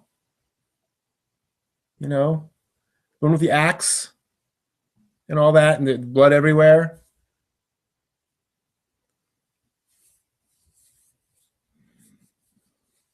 I should totally do a video about that. You know, just see how many people I actually got worked up over it. And maybe do some fake screenshots. That'd be fun. Um, anyway, so to answer somebody's question earlier about the next season of ONV, so here's what happened. Yes, I am planning a third season of ONV. What happened was I've been planning this for a long time, but actually the job at Amazon was so tiring for me that I just could not make any progress on it. So I currently have the first 8 episodes of season 2 ready to go. I'm sorry, not ready to go. Written. So those episodes are written. It is an 8-episode series about animation itself. So basically, because so many people have such a difficult time talking and writing about the animation of anime, I'm going to do 8 videos, each about a different aspect of animation, so that folks can actually, talk about it. So it'll be, realism, naturalism, sheet count, stylization, standardization, all these different things. So that I've written, and then I have another, 16 or so videos designed. So in other words, I know what I'm going to do there. Some reviews, what happened to my video quality? Weird. So some of them are going to be reviews, some digging deepers, and some primers as well. I'm shifting away from reviews as a percentage. So I'm doing fewer reviews per season because people want more digging deepers and more analyses and more primers and stuff like that. So I'll still do reviews, but it's just not going to be as big of a thing. And also I have a lot of reviews out there. So it's like, that's if folks want to see my reviews, they have plenty of opportunity. So that's the plan there. And so I'm hoping as I take this break over the next month and a half or so, or about a month, I'll spend some time spinning that up. And then on when I start the next thing next year, I'll be able to have more sort of headspace to actually do that. But yeah, no, I've for the past year, I have made very little progress on any of my side projects. Everything's kind of ground to a halt because it was just I would come home and not be willing to do anything except I couldn't even watch anime. It's that intense, and that is a standard thing. A lot of Amazon employees will tell you that's true, and I was hearing that from my coworkers. So yeah, so it's one of the reasons, frankly, I left. Is it was consuming too much of my brain. So that is the plan. Um,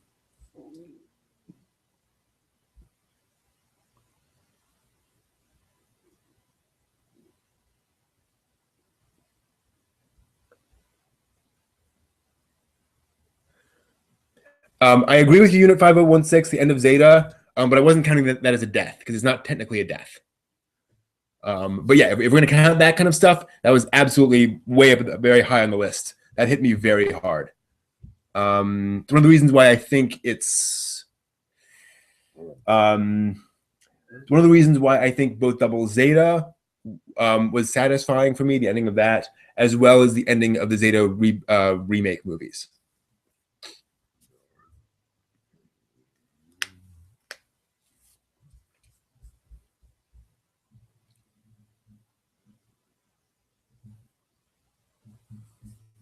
Yeah, I'd love to do some Christmas fun. I'm planning to spend some time with my family, my parents and such, over Christmas, like the day of, and around there, a couple of days around Christmas. But yeah, I'd like to do something Christmassy. I will definitely. Well, I say definitely. I do plan to do another Christmas cookie baking day, streaming the whole day. So we can certainly do that, where I stream as I bake and do stuff like that.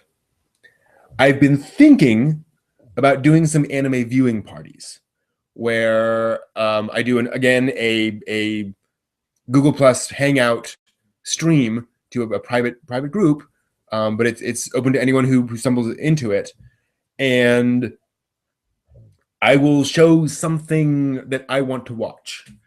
So it's not necessarily something from my well, it's something from my library, but something I haven't necessarily seen myself. So I'm seeing it for the first time along with all of you. So that might be an option.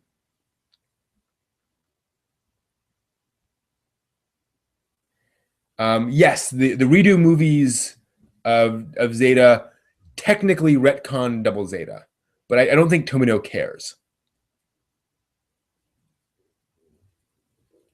Besides, Tomino is famously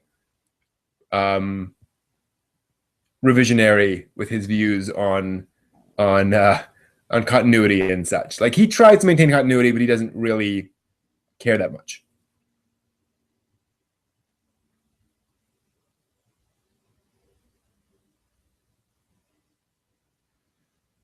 Glad to hear you have some time, Brad. You've been really pushed hard. But yeah, there are very few reviewers on YouTube that I actually follow for exactly that reason. I think too many of them, they either dig way too deeply, or they're just too shallow. They're just hitting up there saying it's gee, it was fun and I liked it. Yes, I have seen the 1927 Metropolis. I would recommend that you track down the newly restored version with the new footage. They recently restored about 10 minutes worth of material that was intentionally edited out because it made the film longer, but it explains some elements of the film that are a little odd. So I would recommend finding that if you can. If not, Metropolis impresses the hell out of me. It is an amazing film. Technologically, the story holds together very well. The themes are explored, and it manages to tackle several very important and mature modern topics without coming down too hard on any one side. It has the whole problem of progress versus sort of trampling on people, while also recognizing that, like, this is not an easy problem that just gets solved overnight. There's something that takes a lot of work and planning and design, and sometimes people get trampled anyway, and it's very impressive.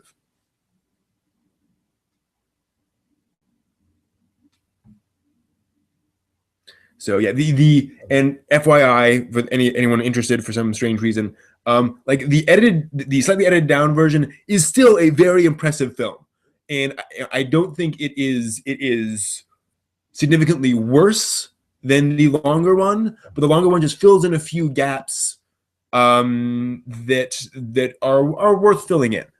you know, I can see why they cut them out, but I think they have some of the best acting in the movie, for example.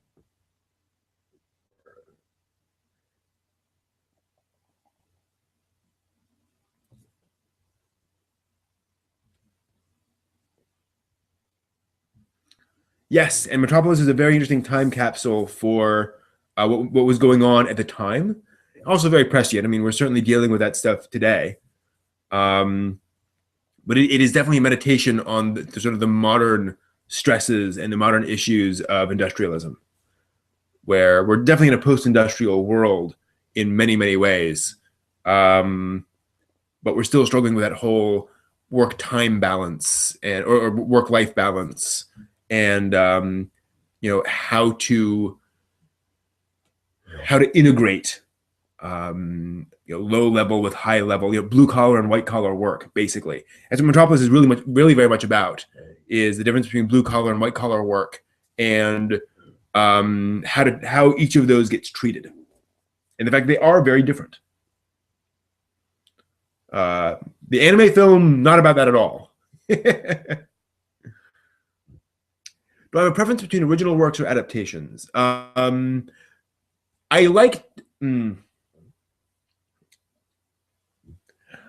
I have a preference in the sense that I'm always curious to see the original because I want to see where something came from. I don't at all mind adaptations, and I'm curious to see how adaptations work, and what adaptations do. And I firmly believe that you can make an adaptation that flows better, that is better designed, that sort of integrates all of its parts better than the original. An original is something didn't necessarily figure everything out the first time around. So I have nothing against adaptations. It kind of depends. I have not finished Kawakaze. I've gotten further along though. So maybe that'll be one of those things during my break that I will finally finish that. I have heard about the ending of Kawakaze, and I'm now even more interested to see how it ends and where they go with that. But yes, it is very much still on my list. It's just, as I mentioned before, the guy has turned into an absolute a-hole, and it's just really hard to watch him be an a-hole to this sister who is not not intentionally doing anything wrong. So it's we'll see. But it's a good question, Unit. So I wanted to stream something. The problem with streaming is we have to shut down the live stream and start the other thing. So I'm kind of not in the mood to do that. Not that I won't do it, but I'm trying to think of something else to do and to some other way of approaching it. Let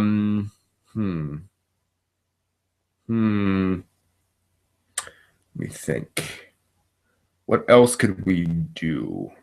I know I can't stream through here. YouTube Live just kills it. What else have we done as kind of fun projects? I have nothing to give away, unfortunately. All of my posters and such are now either in a given away state or on the wall behind me. So that's kind of done. It is done. I don't think I kept any of that stuff. I mean, I gave it away or whatever. Trying to think what else we used to spend time doing. It's been so long. It's been so long. Let's see here. Let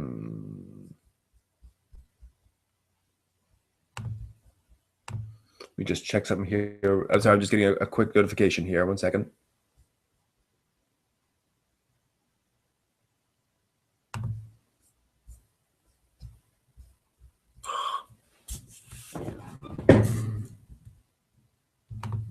Sorry, 1 second.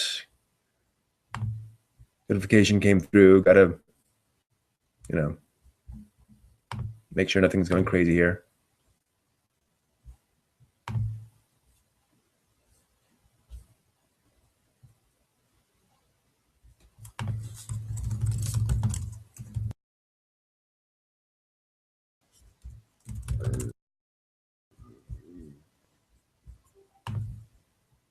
Mm-hmm. Okay, good. Sorry, someone's trying to organize something, and we're trying to get that worked out.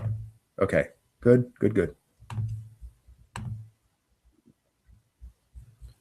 All right.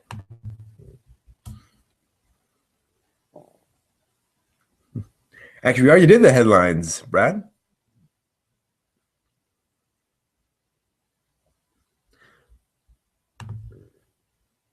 Good. Yes, good. Go away. I'd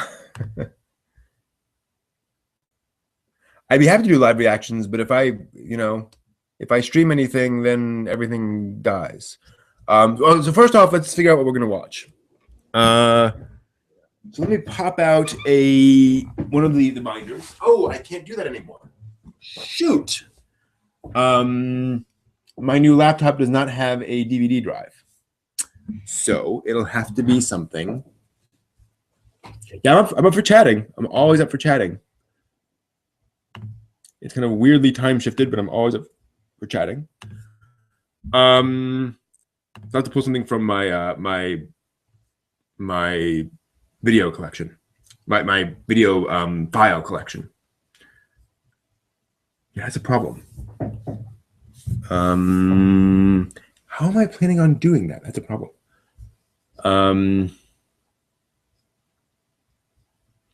So 1 second while I pull in stuff from the from there. So Lachlan, you've got to go on Google Plus and make sure you follow Brent Newhall, my name.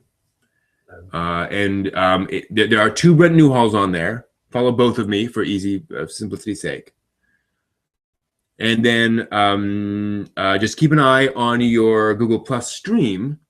And basically, when I say I'm going to do a thing, you load Google Plus, and then you'll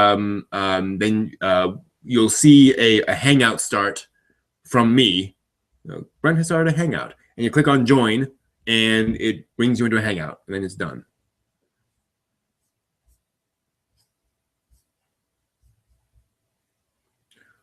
Where we see your face and we open a new tab. I do not know what you're talking about, anime guys. Sorry. What could we do?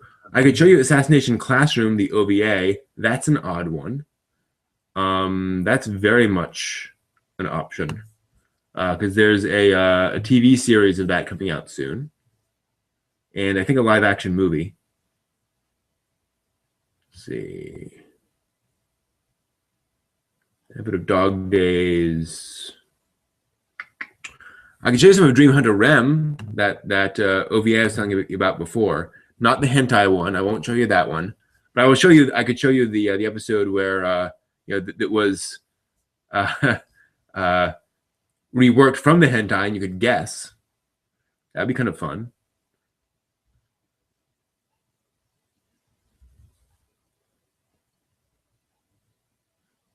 Maybe we'll do that. I'll at least prep it. What else would be interesting? Do I not have any Idolmaster Xenoglossia? That would be cute. Apparently I don't. That's bizarre. Or unless maybe this is Xenoglossia and I just didn't put it on there. Yes, add is equivalent to follow.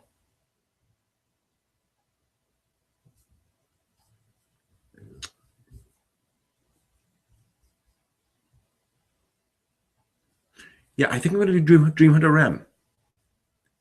That will be fun. The nice thing about Rem 2 is it's easy, and it has a lot of appeal. It's cute characters, it has action adventure stuff. So on Google Plus, no problem. You just go on there and you just type Brent Newhall into the search box at the top, and you'll find me. I should show up there. Let me try it here real quick. to see what the interface is like. So it'll pop up the person. Let me see the right stuff. What's the best way of doing it? Yeah, then you'll hover over, and let me find somebody else.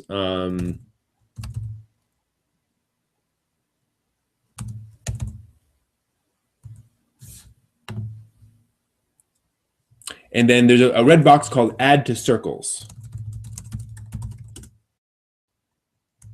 And so you click on the Add to Circles button and put me in a circle. And it's like adding me as a friend. And if you need an account, just go to plus.google.com.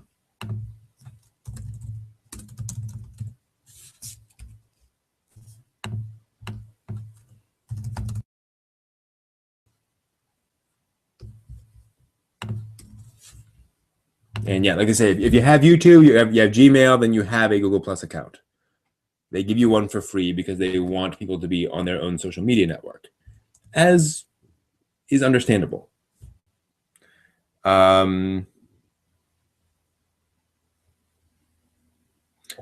yes, I will stream from the Otaku no Video versions. There are two of me. You want to follow both of them. So there's the personal me, which is just me, like my face. Then there's one with the ONV logo. So you want the ONV logo version at least, because that's where I'm going to stream from. So now the other thing too is it's the Hangout's going to be limited to 10 people. So if everyone tries to get in at once, somebody may get bumped out.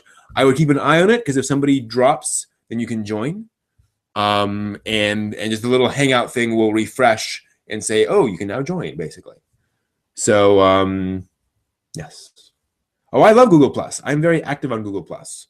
I posted 2 things in the past week that each got over 200 pluses or likes, and several dozen comments each. So yes, I am totally all for Google Plus.